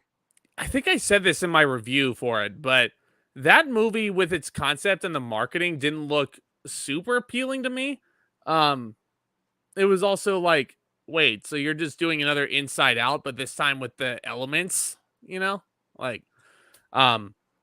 but I really, really dug it. I wish that they would have implemented more of the air and earth elements, but I get it. That was one of my issues. They did not do enough with any of the other elements besides water and fire. Yeah, I mean, I get it. That's the central West Side Story conflict, because it's a romantic comedy. Between the jet, it's a complete West Side Story thing. The Jets versus the Sharks. It's a Romeo and Juliet, the Montagues and the Capulets. You've seen this so many more times, in other forms of media. You've seen it in musical theater. You've seen it in Shakespeare. The Lion King 2 ripped this off as well. You've seen it before. But I think the way Pixar went about it was really solid, and I dug the crap out of it. Yeah, I mean, but then again, I honestly wish I loved it, to be honest with you. I wish I loved it. But you know what? Flaws and all, it was good. I did enjoy it enough for what it was. I think it's too soon to say that it's in the upper echelon of Pixar movies. It's very mid. It is very mid. Oh no, I think it's better than mid. I liked this more than Turning Red. That's where you and I differ. Really? That's where you and I differ. I love Turning Red. That's fine. That is a comforting movie for me. I thought the supporting characters were just too annoying for my liking. But the way I viewed it though, that's actually how people were in my area in school though. I kind of viewed it like that, because I've seen people like that before. Yeah, it's set in a pretty nostalgic time, and I love the fact that they actually set it in Canada. It's a different location. But I don't know. I think story-wise, I very much enjoyed Elemental more. I think I liked Elemental more than Luca even, which is crazy. I've only seen Luca once, but I haven't watched it. I have not watched it since it came out on Disney Plus. Me neither. I haven't I mean, it might come on one of these days when me and my girlfriend need background noise when we're doing stuff, but I don't know. I've just never felt the need to like sit down and rewatch Luca. I mean, I have the Blu-ray up here, but I haven't popped it in since, you know? Neither have I. Like I own it too, but I have not Yeah. popped it in. Elemental, Like, not better than Soul, though. Soul is still untouchable. no. Soul is still untouchable. The undisputed Pixar champion of the 2020s so far. Top 3 Pixar, easily. Like, it is top 3. Just me personally speaking, top 3. I don't know if I could say top 3 for that one. I think it's top 5 for sure. Like, it's just the way that they were telling, like they told that kind of story, like in such a dark fashion. Mm-hmm. I was like, bro, like if Pixar could do this, like for the rest of eternity, like I would just be like the happiest man alive. Like, I just can't wait for them to come out with more original stuff. We're getting Elio next year, which is another really weird original concept. I saw the teaser for that, and I saw the teaser for that when I saw Elemental. It looks good. Like, yeah, and like the only way we're going to get more original content from Pixar is if we actually go to the movie theater and like pay to see it, you know? Exactly. Like, it's like how you said with Puss in Boots: The Last Wish. If you wanted to get Shrek 5, you had to go see that in theaters. Like, and look what happened. A lot of people went and saw Puss in Boots: The Last Wish, and DreamWorks was like, okay, we're going to do Shrek 5. We're going to actually put this in development. And it makes me such a happy camper to hear that. Yeah, I'm a happy man now. And it was also the same thing you said with D&D. Like, if you want to be able to get sequels, you got to go support the film. But the biggest bummer is it bombed. It will be one of the most pleasant surprises of my time as a movie fan if they announce a sequel to that. I don't think we're getting it though. But the biggest problem though, like why the film bombed is because it came out at the wrong time. It came out in between John Wick Chapter 4 and the Super Mario Brothers movie, which clearly would have made a lot more money. I think they very easily could have waited until like maybe September, make it a September release. And then, like, or they probably could have put it like, heck, they could have moved it forward a month. I don't like, February just had what? Knock at the Cabin and Quantum Mania, like, well, and Cocaine Bear, like, yeah, but if it came out the same weekend as Cocaine Bear, I'm sorry, but D&D would have blown it out of the water. It should have just came out the weekend after Knock at the Cabin. Then it would have been perfectly solid there. Yeah, no, I don't mind that, layout at all, but I think they put it out at the wrong time. I absolutely agree. I think that played a huge factor because my theaters for both John Wick and the Mario movie, both those theaters were packed. Not to say that Dungeons and Dragons wasn't packed because I went to a Wednesday night showing. I vividly remember this because it was the day before I left to go to Los Angeles for my WrestleMania Disneyland trip, I saw Dungeons and Dragons in a pretty packed theater, mind you, and I was really happy to see that. But while I was gone, I was seeing everything on Twitter like, oh, Dungeons and Dragons is flopping. And I'm like, why? It's a good movie. People should go see it. But anyway, it's even the same thing that happened with Mario. All 3 times I saw it, it was packed. Like, even the first time, like, the first time it was pretty much a full house. Like, and there was even people had like Mario merch on them. Like, and I was so jealous at that point. I was like, oh, that sounds like a dream. Sounds like a dream. And then watching that movie in the theaters was like a fever dream to me. Like, I was just like, bro, this is the movie I've been wanting for so long. Like, yeah, and now Illumination is going to give you sequels. So exactly.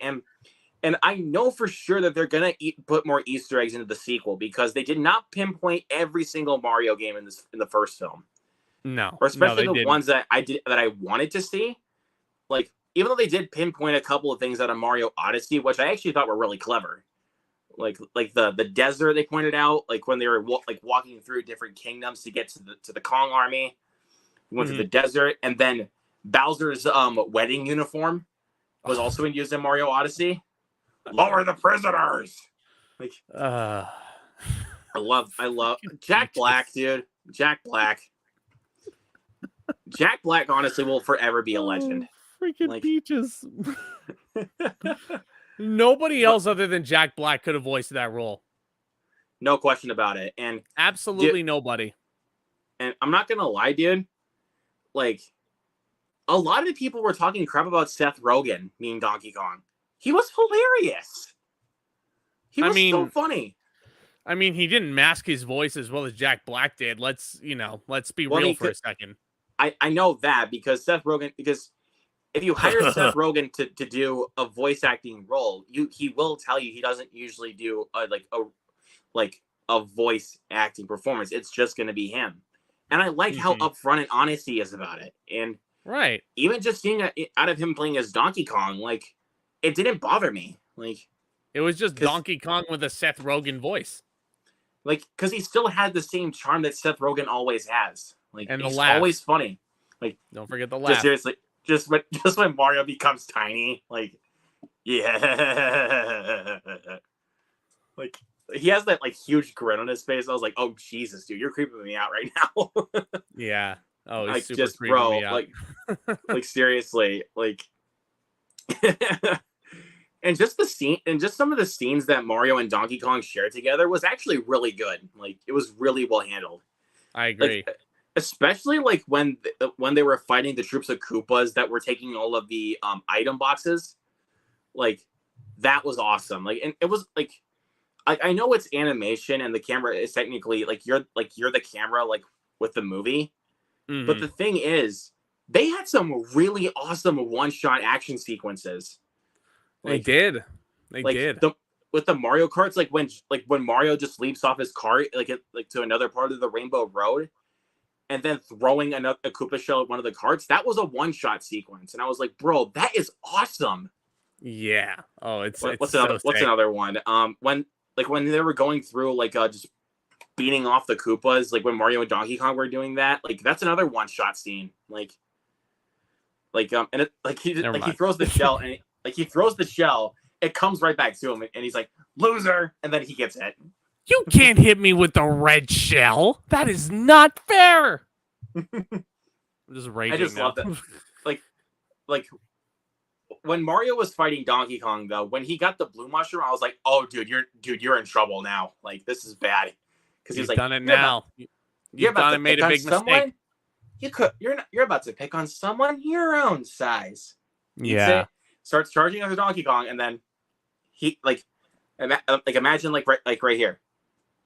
He's literally right here. Yeah. Let's go back to this though, Luke. We were talking about Pixar movies and we were starting to rank them. Do you have a top 5? I think I do, I'm actually. Curious. I'm really curious. Okay. Yeah, I can pull up my list and I can look them up. Okay, here we go. Oh yeah, because you're on Letterboxd. Yeah, no, that's right. Yeah, I use Letterboxd for a lot of this stuff. So top 5. Yeah. Number 5 is Inside Out. Be real though, at least it's in the top 5. At least it is, yeah. At least it is. Now, number 4, I have to put this one in the top 5 because this was the first film I ever saw in a movie theater. Mm-hmm. WALL-E. That was the first one, huh? Yep, when I was 5 years old. That was the first movie I saw in the theater was WALL-E. Oh, jeez. It's I making me feel old now.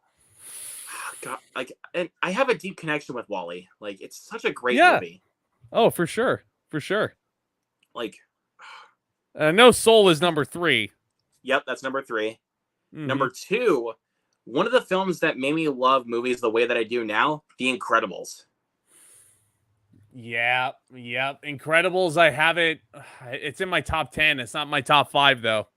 Damn it. It's not in my top 5. But honestly, a lot of people don't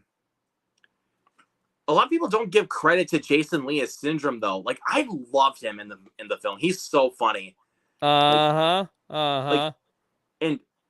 it's also Jason Lee playing so against type. Even though he does play quite a bit, he is kind of a prick in some of his movies. If you look at Mallrats, Alvin and the Chipmunks. Can we move on, please? Anyways, but I was trying to freaking hell. Okay. Because also I don't know if you know this, but Jason Lee's also kind of a staple for Kevin Smith because he He was in sure is. Mallrats, Chasing Amy, Jay and Silent Bob Strike Back. He made a cameo in Clerks 2. Yep. Like, yeah, I love that man. Like, He's great. like, He's great. yeah. But What's my your number favorite, one then? though, that if anybody were if you ask anybody like what their favorite Pixar movie is, this is not the one they would come to though for some reason. I don't know why. Coco. Dang. Oh, wow. Oh, so okay. So your favorite Marvel movie in Ragnarok and your favorite Pixar movie came out in the same month then? In same year. Like, Yeah. Well, within 3 weeks of one another, because you had Thor come out beginning of November. I remember this because I worked at a theater and I was working box office a lot. Thor came out beginning of November of 2017. And then Thanksgiving, Coco was so freaking popular. There were a lot of people who wanted to go get tickets for that. I really like Coco. Not in my top 5. Top 10 for sure. Top 10 for sure. My list is very different though. My list is very different. but like the thing is though, for a movie like that to hit me in the emotions so hard, even on first viewing, like it made me bawl like a baby the first time I saw it, which was actually in the theater when I was in California for a trip. Like, yeah. And it was such an experience. I was just bawling my eyes out. Like, it's such a phenomenal film. It is. Oh, it's so I love the color scheme and the color palette there too, and the way they made the Land of the Dead look, like the orange in there. It's just it Like pops. it just didn't look so bleak, which was once something I was worried about. It was going to look so bleak. Yeah, but it's colorful. Pixar knows how to do it. Pixar knows how to do it, man. Yeah. Okay. My top 5. 5 is Soul. Okay. Good thing it's on the further list. reflection. Yeah. No, it's like it often like it switches between Soul and my number 4, which is Ratatouille. I often like volley those two around. Oh. Like I don't care what anybody says. I know it might be lower on your list, but I love Ratatouille. Like I'll give you this. I love Ratatouille. Like I do. It's not quite in my top 10, unfortunately. Yeah, and that's fine. You know, it's like, definitely. I feel like it's more of an other acquired ones taste. But there's other ones that if I were to like look at a Pixar film and be like, that's one I'm gonna go back and rewatch like all the time. Like, I've rewatched Ratatouille so many times. That final scene is one of the most perfect scenes I've ever seen in a movie. Like the ending was just, it's heartwarming. Like, there's nothing wrong with that ending. Like, especially as a critic, like it just speaks to you more and more. Like, you know, as you know, I've grown so much more of a fondness for that movie as I've aged. So that might be why it's surprising for a lot of people. But Ratatouille for me. 3 is Toy Story 2. That's the best Toy Story in my opinion. I would actually disagree. Even though I love Toy Story 2, don't get me wrong. My favorite is Toy Story 3. And that's fine. That's fine. I remember seeing Toy Story 3. That's another one that didn't quite crack my top 10 was Toy Story 2. Yeah, Toy Story 2. Love that thing to death. I watched that VHS tape over and over again in my house. If you want to think about DVDs I wore out for so long, it probably would be Toy Story 2. Like I wore that thing out like crap. Like, and my favorite scene of the movie is when they're trying to cross the road with the cones. Like, yeah, that was funny. Just like, go, and then just walk, drop. I said drop. Yeah, it brings the laughs, and it kind of gives you like an existential crisis, like, you know, and the like for Woody and everything, like he's a rarity. It's like, just crazy. Like, what's his purpose? So exactly, I think it's really cool. Inside Out clocks in at 2, and then Finding Nemo is my favorite. Finding Nemo is my favorite. I'll give you this. Finding Nemo is in my top 10 for sure. It is. But it's not quite my top 5. Even though I love that movie, like no question about it. I love Finding Nemo. Yeah. But it's just, again, there's other ones that I would rather watch a lot more than that one. Like for me it's just perfect. Like I can't really. Yeah. I reviewed it. I reviewed it. So anybody in I the did chat see who wants to that. go check that out, yeah, definitely go give that a look. But Yep. like that video, I think could explain my thoughts on that movie way better than I could right now. So yeah, go but peep that. here's one that like the one that I have above Finding Nemo on my list that I like. If you want to talk about VHSs I wore out, it's this one. Like I Bugs wore this Life? freaking thing. No, Oh, that's spoiler warning. That's actually my number 10 is A Bug's Life. wow. My number 6 is actually Monsters Inc. Of I course. wore that. I freaking wore that VHS out. Like I watched that movie all the time growing up. That's a Like top 10 Pixar movie for me as well. Like that is a childhood favorite of mine. Like right here. Like let's see. And then number 7 is Finding Nemo. So yeah, dude. And Finding number Nemo 8, perfect in every way. What's 8? Toy Story 3. There it is. I have Toy Story 3 and Toy Story 2 on my top 10 list. Obviously, Toy Story 2 is, the best one in my eyes. And here's one that a lot of people might not be expecting to come on my list, because a lot of people talk about the opening of this movie, but nobody talks about what comes after that. Up. Yeah. Everybody remembers the movie because of the first 10 minutes. Up clocks in at 6. Up clocks in at 6 for me. It bugs me that people just only talk about the first 10 minutes. There was a cute short that appeared before Elemental called Carl's Date. That was actually pretty funny. It was cute. I wasn't gonna lie. I was sitting there and I saw the title and I was like, no, abort right now. Get the F out of here. Carl's not allowed to do that. No, he's an old man. No, don't. But it was mainly centered around Carl and Doug. You never see Carl's date ever on screen. It's just Carl and Doug in there, and Doug is helping Carl get ready. And it's cute. It's for what it is. Yeah, there you go. I dig it. Let's see. The Movies and Trains to the Soul is a gym. Yes, it is. Mm-hmm. You said he pretty much had private screenings for Fast X and Rise of the Beasts. My theater was packed for both of them. Dang. Because I saw them both opening night, and they were packed. My theater loved Fast X, and I was sitting there like, you guys are so easy to please. Honestly, I was really getting a kick out of it until the ending. The ending kind of just destroyed the movie a little bit for me, even though I still like it a lot. You think? The ending was just that's it? That's it? Yeah, well, I mean, we have in the span of what is it? 3 months, we're gonna have 3 movies that end in a cliffhanger, and then the actual big finale is gonna come out, in a year or two. When clearly we had the right film that actually ended on a perfect cliffhanger with Across the Spider-Verse. The cliffhanger was just yeah, I'm excited. That's what I'm talking about.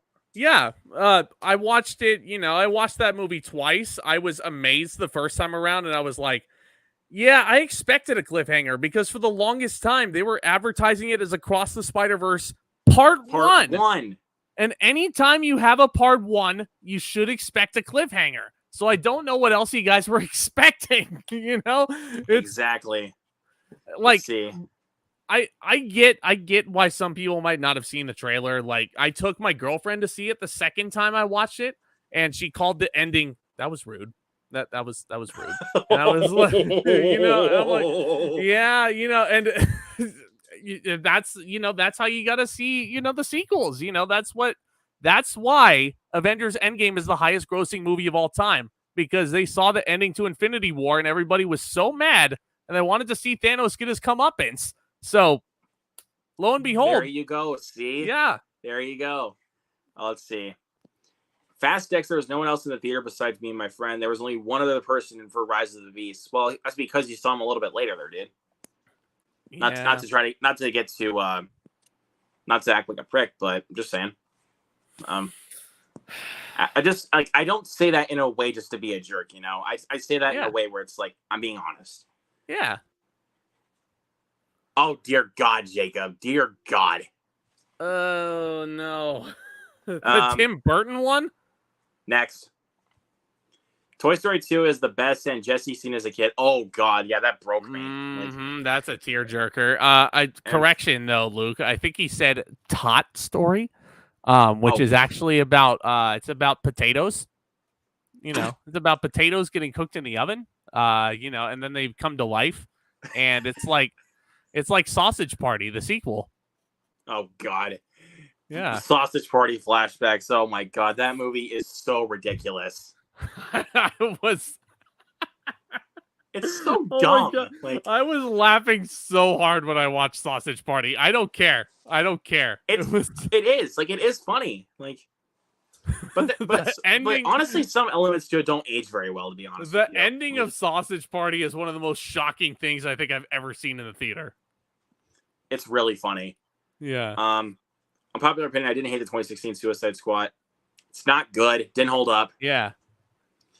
Finding Dory just as much as Finding Nemo? Yes, Lindsay. I love that. Yeah, Finding Dory's a great movie. It's good, but honestly, but nothing will beat the original. Like, no question. It's a good movie. Finding Dory is better than people give it credit for. It's good. I'll tell you that. It's good. But it's not, like, I thought about it more. It's not as great as I remembered it being. Like, it's still good, though. Don't get me wrong. It's still good. I like the fact that it's set in an aquarium. That's different. There you go. Mm-hmm. But, Drew, Suicide Squad's not good, dude. I'm sorry. It's not good. Like, I rewatched that the night before I saw The Suicide Squad. Doesn't hold up at all. Like, it's not good. It's not good, but I am a little bit more generous towards that movie than a lot of other people, mainly because it came out at the right time when I needed to cheer me up in my life. And that was the movie I saw. And it made me forget about everything that was going on in my life at that time. So I was really happy that that movie was there when it was. You want to know a movie that actually came out at the right time for me? Yeah. Beast. It came out at the right time for me, and it made me forget about all the worries I had in my life. Like, that movie's a lot of fun too. So that's a good movie. A lot of people don't like it though. Like, well, it's a 90s B movie that came out in 2021. You know, what else were they expecting when they saw the trailer and Idris Elba punching a lion in the face? Turn your brain off, y'all. You should expect it to be silly. And here's the thing, though. People like that hate those kind of movies because they just take it too seriously. Someone like Cocaine Bear, you're not supposed to take that movie seriously. Yeah, so those people just need to pull the stick that's all the way up their ass out. So and have some fun. Highlight of the night. Pull the stick out of their ass. Like, I don't know. I love you. I mean, Zach, I love you for that, bro. I love you for that. Like, that was great. Like, appreciate that, man. Because seriously, like, I don't understand people that just complain about films like Beast and Cocaine Bear, because it's like they're meant to be B movies. Like, yeah. What else is? Hold on. Let me give you another example. I got a good one for you. There it is. There it is. There it is. Yep. This movie sucks. This movie sucks. That wasn't going to be the one I was thinking of, though, because even though I know a lot of people that do like this movie, there are some people out there that talk mad shit about this movie, and I'm like, why? You guys don't know how to have fun? Like watching a big guy just kill a bunch of people? What's that? Violent Night. Yeah. I freaking love that. That is also a B movie. That is a B movie. Like, and we're getting sequels. It made a lot of money. So, and for you guys that saw Violent Night, good job. Yeah. Because I'm excited for a sequel. And, like, bro, like, I was like, when it was greenlit for a sequel, I was like, more carnage. Listen, in an alternate universe where I don't sit down in front of this chair and show my stupid face in front of all of you and I talk about movies, like, if I was just a casual moviegoer and I saw a trailer for that, I would want to go and see that, you know, just because it looks fun. It looks like fun. So that was the same thing with Cocaine Bear. Like, I like when I saw the trailer for that, I was like, dude, I have to check this out. Like, this looks like a lot of fun. Mm-hmm. But the people complain that there's not enough of the bear. But here's my argument towards that, though. Like, how would the movie be if it was just the bear killing people the whole time and just ingesting cocaine? It'd be boring. It would. It would. It would super repetitive. Like the gimmick would grow tired after a while, and people would be like, "Okay, where's the story?" We've gotten the joke for like a good 15 minutes now. Give me some character, please. That's why I love the film so much, because it actually gives you characters that not only are hilarious, but that you can latch onto. Like, yeah, dude, all Nairn, right, bro? Like, just that Baron scene. Jesus Christ, that's too funny. Like, yeah, like it's not moving. I think it died. It's she crawled on top of me. It is a she. The bear is a girl. Yep. Because its vagina is on my ear. Yeah. Just the line delivery, like. Yeah. I mean, a movie could be really silly, like Jeepers Creepers Reborn, and then it could just be, it could be a guilty pleasure for a lot of people. Yep. You're evil, dude. I was expecting that. Tonight. You thought you were gonna get over easy on me, but of course I was gonna bring that movie up to you when I came on. Of course I was. You know what, dude? Just so you can see how bad it really is, go right ahead. Yeah, I did watch it. And it's yeah,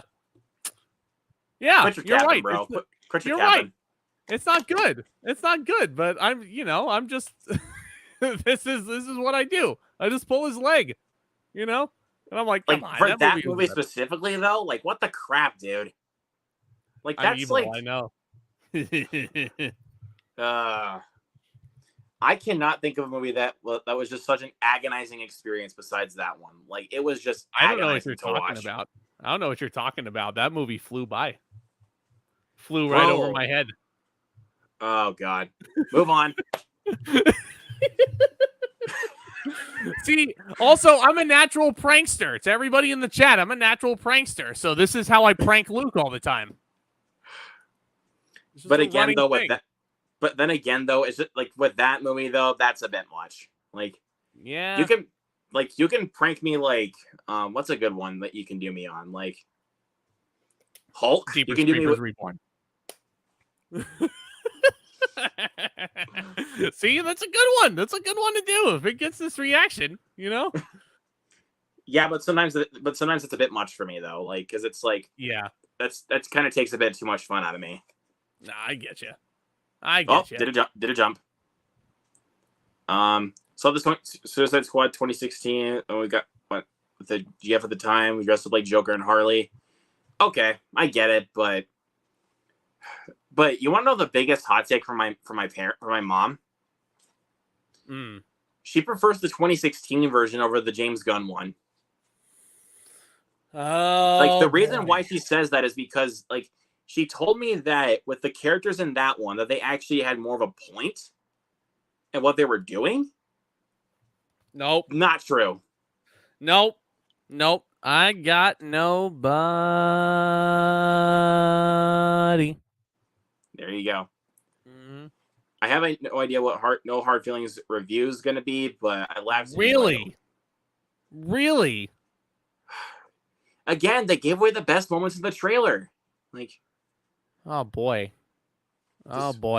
Give me Asteroid City instead, please. Like, no hard feelings for you. You get no hard feelings. Don't make me do it again, dude. Oops. Oops. Oh God. Blood and Honey. Yeah, Zach has to watch Blood and Honey now. No, but why would I do that? Why would I want to, waste my life that way? I could do a lot better things, like do something outside. I could go take a hike, I could go to the gym. I could go I don't know. What else could I do? I could go to rehearsal. This is payback, dude. This is payback. I don't know what you're talking about. No, I'm just not going to do it. I refuse. Sorry, dude. That's payback. Like you did one on me. Paid your back. That's fine. Yeah. No, you can give it to me. That's fine. I mean, seriously, like the dumbest thing about that movie is like the girls like in the movie are the dumbest characters you'll ever see in a horror movie. Like, and like when like this one girl gets to the end of the pool, like when Piglet's like just walking after her like this, like walking like the dumbest way possible through a pool out of all things. To be fair, there's a lot of dumb horror movie characters, and but none of them will match the dumbness that those girls are. Like, because when she gets to the end of the pool and then Piglet smashes her across the face with a sledgehammer, she does not move at all. Like, she just sits there. And I was like, she just sits there. She just sits there and just lets Piglet kill her. He's like, okay, Piglet, go ahead, kill me. Oh, it's a great idea. What were the screenwriters on? What were the screenwriters, what were they on to figure out that was the right thing to do? And then some people want to come out and say that Blood and Honey was more entertaining than Cocaine Bear. And I'm like, what are you guys on? Hell no. You kidding me? Come on. And some people come out with a straight face. Plus, some people said that Cocaine Bear was like the worst movie so far this year. Guys, turn your brain off. Jesus, dude. Like, I hate it when people pull the stick that's out of your ass and enjoy the movie. Mm-hmm. I mean, there it is. That's what it's meant to do. Yep, there it is. You see, dude, I saw this with a packed I saw this in a packed theater, and they loved it. Like, they were loving this thing. The baby bears that were on cocaine as well. Yes. Fantastic. Yes. Bro. Great idea. And also, bro, I love this. Calm down. He's safe at home watching TV. What? How long has he been alone? No, you left him with me. You look like Daddy Daycare Center to you? Like, rest in peace, Ray Liotta. Like, I miss that man so much. Mm-hmm. Yeah, taken from us too soon. Yeah, and honestly, like, it makes me laugh even harder with some of the dialogue he's given because of how much I miss the guy. Like, yeah. Let's see. Cam Cross Comics. Oh, thank you for being here, man. And also, thanks for the comment. I did shave. Let's see. Clearly. Something going on in terms of what? Like, they have too much on their plate right now? Are they busy? They're on something. Like, fair enough. Yeah. Like, wait, they're on what? They're on their dresser? They're on a surfboard? What are they on? Oh, why? I mean, are they on their bed? Like, what could they possibly be doing? This means something completely different. You know that. Like, no, I know. I'm just being an idiot right now. You absolutely loves The Flash? What? No. Okay, that's fine. It's not the greatest comic book movie of all time, though. Absolutely not. There's no way it's the greatest comic book movie of all time. And no way that people are saying that it's the best movie of the year, because it's clearly not. You have better movies right under your nose. Mm-hmm. Guardians of the Galaxy Volume 3, Across the Spider-Verse. Yep. There's a lot better ways to spend your time. And I don't care what anyone says. I will take the Super Mario Brothers movie over The Flash. No question. Me too. Yeah, I never thought I would say that, but I would. Never thought I would say that, but I absolutely would. Dude, I told you, like, from that minute, it was going to be good. I told you. You were right. I had my doubts. Because Chris Pratt, racist Mario voice, but cut it back. They proved me wrong. Cut it back. It was good. Yeah. It worked out. Like, it worked out well enough for me. Like, it came to a certain point where it's like, I didn't mind it. Like, because think about this. Like, they can use the Italian accents as good sight gags every once in a while. But for a full movie, that would get on my nerves, to be honest with you. Yeah. Like, so that's why I was, because the thing is, this is a movie, not a video game. It's not. Yeah. So you're right. Think about that logically there a little bit. But also Anya Taylor-Joy was really good as Princess Peach. Like, I agree. Charlie Day was really good. Dude. Charlie I Day. loved Toad. Dude, yeah. I gotta tell you, Toad got the most laughs out of me. Like every single time that I've watched the Because movie, it's Key. It's Keegan-Michael Key. exactly, Yeah. and like his line delivery, like especially with the lines he delivers, it's like, bro, that's perfect. Like that is how you princess. Like that's just perfect. That's how you princess. Yes, A like, line that can only be written in God's year 2023 in the Super Mario Brothers epic movie. that's what it should have been called, honestly. Like the epic movie, logically, yeah, of course, yeah, because it's everything, it's everything but epic. That's why they didn't call it that.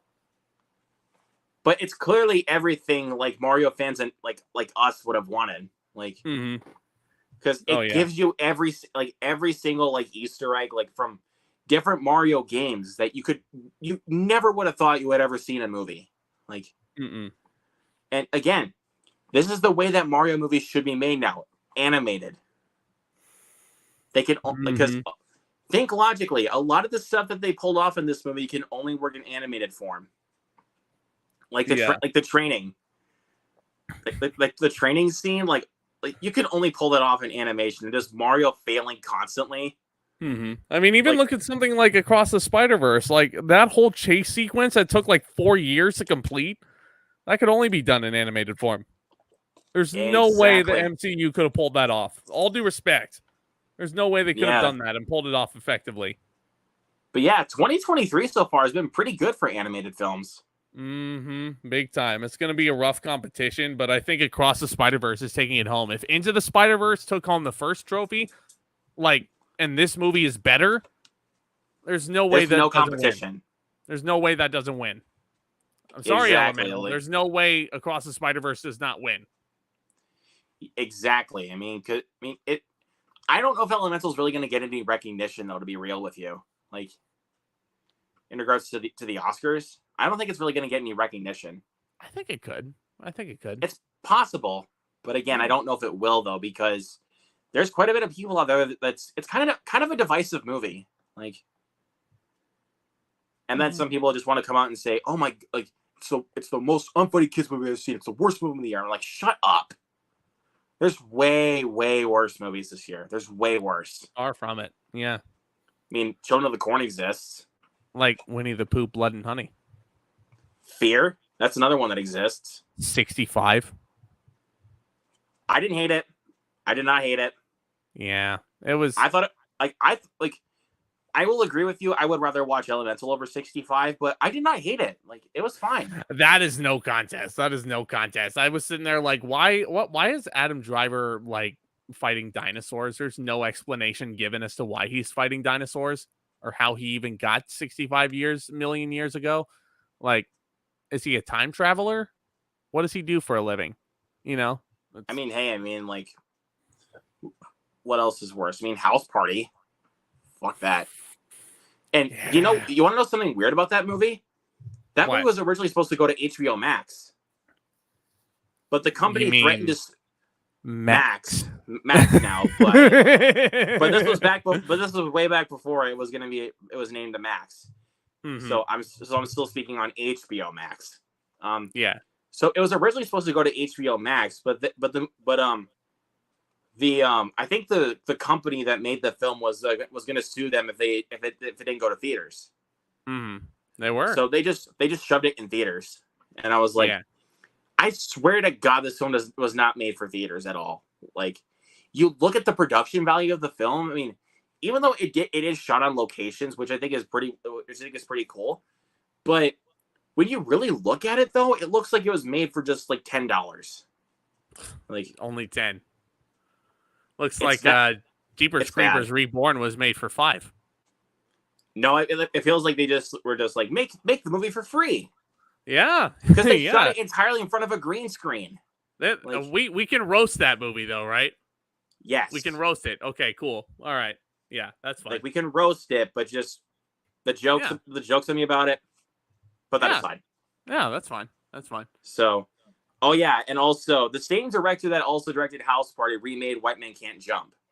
Great. Fantastic. Yeah, that's exactly what we needed. A White Man Can't Jump remake. Love it. Fuck that movie. I hated it. So there are some people out there that really like that movie. I'm sorry, I hate it. That is exactly what we need. Like, look, like, dude, Jack Harlow. I like a lot of his music, but as an actor, he has potential. Because I saw some of his skits on SNL, and he did pretty good. He is funny, but I want to see him do better with his acting career. If he's gonna do more acting chops, he needs to do a little bit better. Oh yeah, yeah. He's got to pick better projects. Jacob. Is there something you want to tell us? Anyways, thought I did a jump. That's exactly what I was talking about. This is exactly what I was talking about. I respectfully disagree. Moving on. Was I one of the only ones who thought needle drops in Mario was perfectly placed? I actually agree with this. Like even like that's what Illumination does. They put a lot of radio hits in their soundtracks. Like that's the thing. How crazy is it that 2 Chris Pratt movies in the span of 2 months both use that song? It works well for me, like, because it's a great song. Like it's, of course, and then they gotta love the Beastie Boys. And then when they're getting the Mario Kart selected, they play freaking Thunderstruck, and I was like, that's that's perfect placing there. Like absolutely, because let's see, and then you get to play Take on Me, like when they're actually going through the Kong jungle. Like that was a good placement, but I really wish they could have done something a little bit different, like for a song for a different song choice. Like you should remember, like they used the song Jungle Boogie by Kool and the Gang in Pulp Fiction. Like they should have used that in the movie. Like they should have used that in the Super Mario Brothers movie when they're going through the Kong jungle, because it would have fit perfectly. Yeah, because they're in a Kong jungle. Like. Well, like here we go. These questions coming up. What are some of the movies that really disappointed you? We Have a Ghost was really disappointing. I'll give you that. That movie was so disappointing because I love Christopher Landon, what he did with Freaky and the Happy Death Day films, and I like Scout's Guide to the Zombie Apocalypse. I don't care what anyone says. I like that movie. And I love Anthony Mackie and I love David Harbour. But the biggest problem with that movie is that you gave David Harbour a silent role.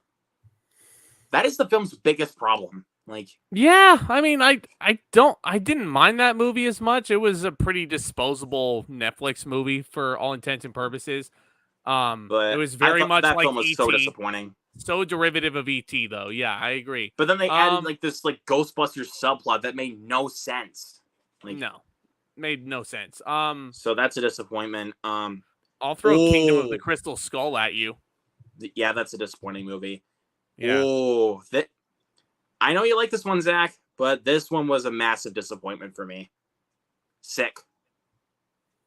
Oh yeah, no, I really liked that movie. It was a Peacock exclusive. Nobody really saw that, but I can see why people are disappointed. Yeah, but it was a January release, so a lot of people might look at it and be like, "Oh, that's a January release that belongs in the graveyard." But it was fine. I didn't think it was like a January release that belonged in the graveyard. Like, I just thought it was too basic for me. Like, when Kevin Williamson was coming back to actually write another movie like this, I expected a bit more out of him. But but what I got out of it, I was like, this? Really? I see what you're saying. I want to buy the house that they rented out for that pandemic. I want to buy that house. It was a nice house. Yeah, there's not much other ones. Like, I was just looking at this year to think about which ones that were disappointing, I would say. Yeah. I can look at last year though, because I think there was a few disappointing movies. Even though there was a lot of big surprises last year. There was a lot of surprises. Like I can name one big surprise, which was Rescue Rangers. Oh yeah, that came out last year. Yeah. That was a massive surprise. Like, love that. That was a great movie. Like, I get that John Mulaney does a lot of voice acting. Just let me actually see him in an actual movie, like in an actual live action movie. Like, because he is a really funny guy. If you've seen any of his stand-up specials, he's really funny. Super. Like, seriously, like he even told this story on his most recent special, Baby J, on Netflix. When he was doing drugs with his two best friends that were also named John, they were about to get caught by the cops, and he gave one of the cops gave the other two Johns a pat down, and they were like, "What's your name?" And they both said John. And when he got to Mulaney, he, like, before he gave him a pat down, he whispered in his ear, he was like, "Your name better fucking not be John." And then, this is his remark: "They call me BBJ out on these streets." Yeah. And Baby J. And like, that's something I love about John Mulaney. Like, he has like a perfect enough voice to actually do enough voice acting roles. Mm-hmm. Like, and the funny thing is, all 3 movies that he's been in, like actual movies, all voice acting. Like, because he was in Into the Spider-Verse as Spider-Ham.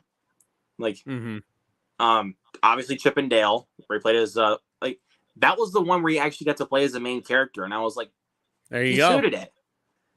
But again, I want to see him in a live action movie where actually we'll be able to get into it. But here's the best one by far, with Puss in Boots: The Last Wish, him playing as freaking Big Jack Horner.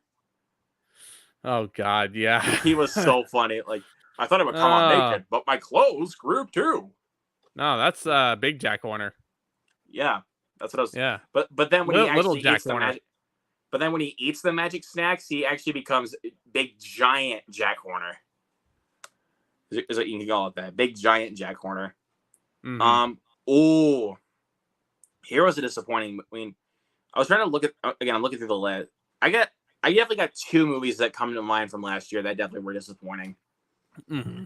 Blade Trinity. Blade Trinity. Was way back. Like, this was way back, dude. Oh yeah, I know. Triple H was in that movie. He played like a vampire villain that beat up Ryan Reynolds for a while. That's some worlds colliding shit right there. Yeah, no shit. World heavyweight champion at the time, beating up the guy who would become Deadpool. That's crazy to me. That is crazy.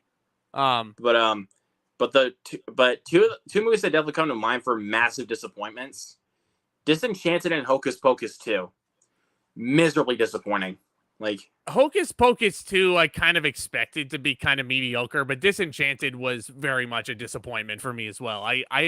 Yeah, my girlfriend and I both wanted to love that movie, and she was like, I liked it, but it was like, kind of a, like, you know how you go and see like your friends in a high school play, and you were sitting there like, yeah, that was good. Yeah, I liked it. I liked your performance, but it was actually a really shitty performance. But here's another one. Speaking of Disney Plus, Pinocchio.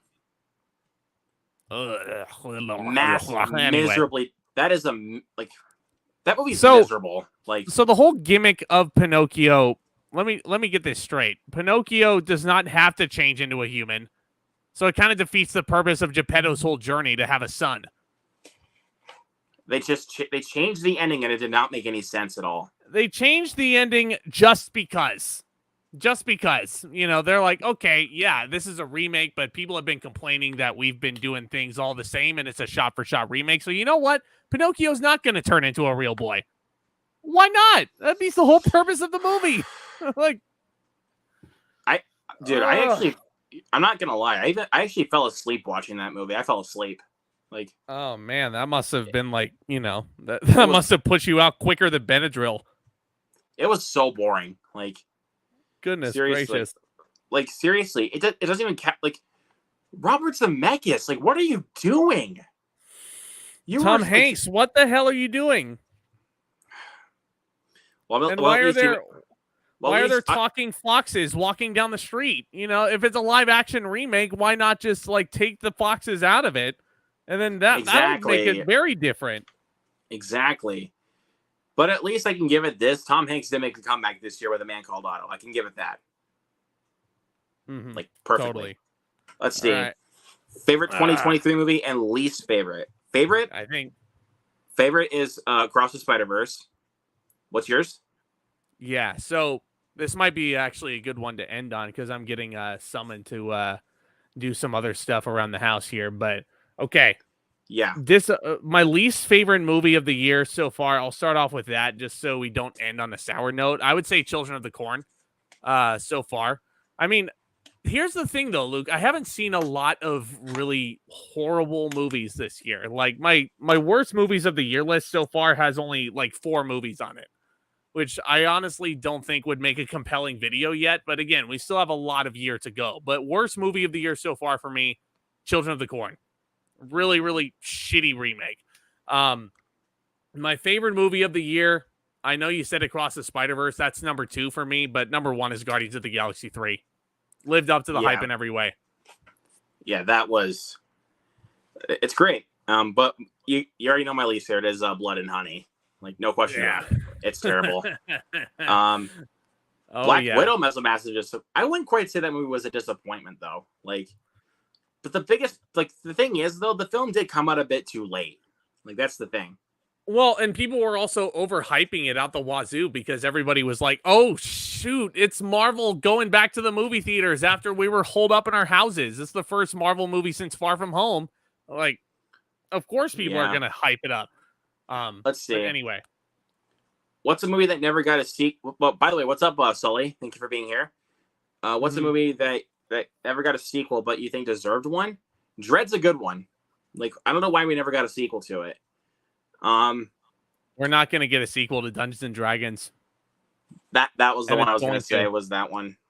It's going to. It should, but it's not going to. Is what I'm saying, because people did not go to see it, and it just didn't make enough money. But anyway, that's the biggest bummer about it. Like, I'm serious. Yeah. Yeah. But so I think this is around the time where I have to sign off, my friend. 2 hours. Yeah, but but really quick, like before we end off, like once we end off, I just want to, like, before you really go, I just want to talk to you for a quick minute. So yeah, go ahead. So, but again, it's just after we end off, because yeah. No worries. So no worries. So for everybody that stopped in here tonight and joined in for the 2 hours of a great conversation with this guy right here.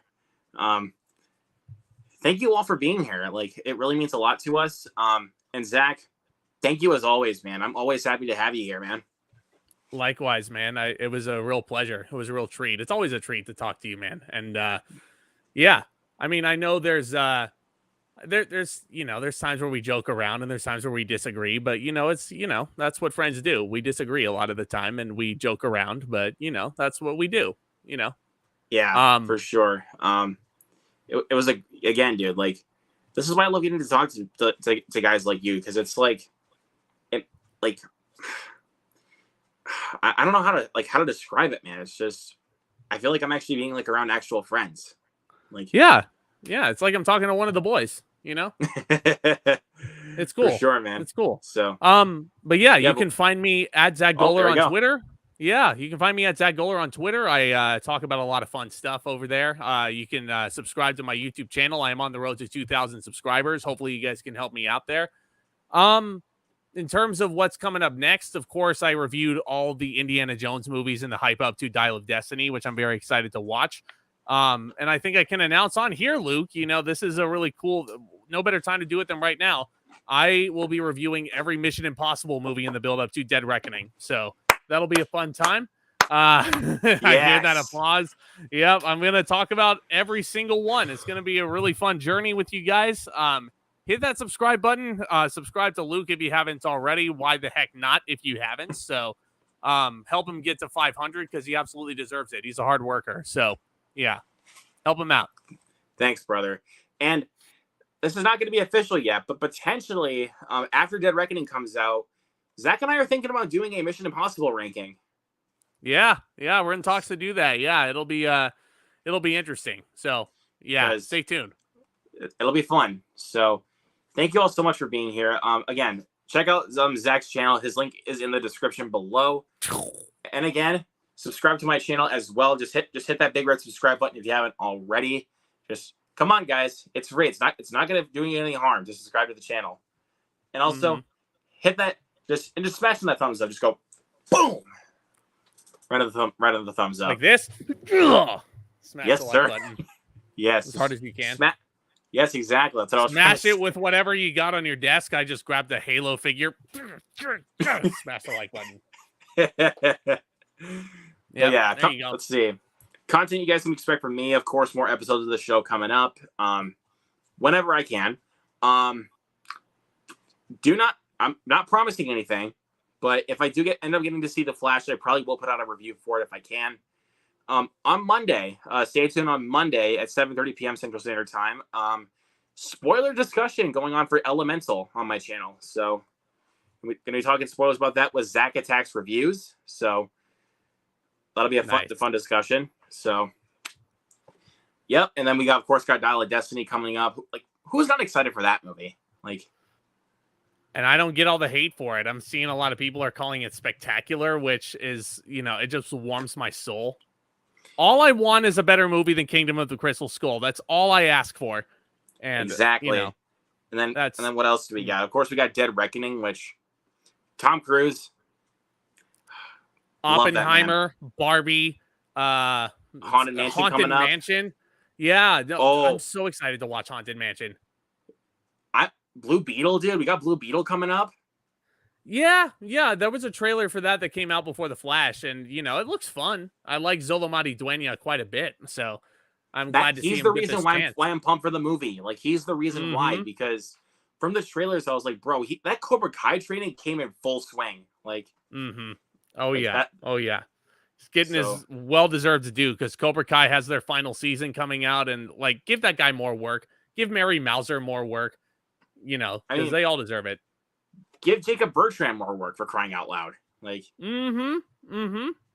I mean, all the young actors in Cobra Kai deserve more work. So, yeah, I'm seriously. with you. So, thank you all so much for being here. It's been a fun time. We will see you all in the next one. Yeah.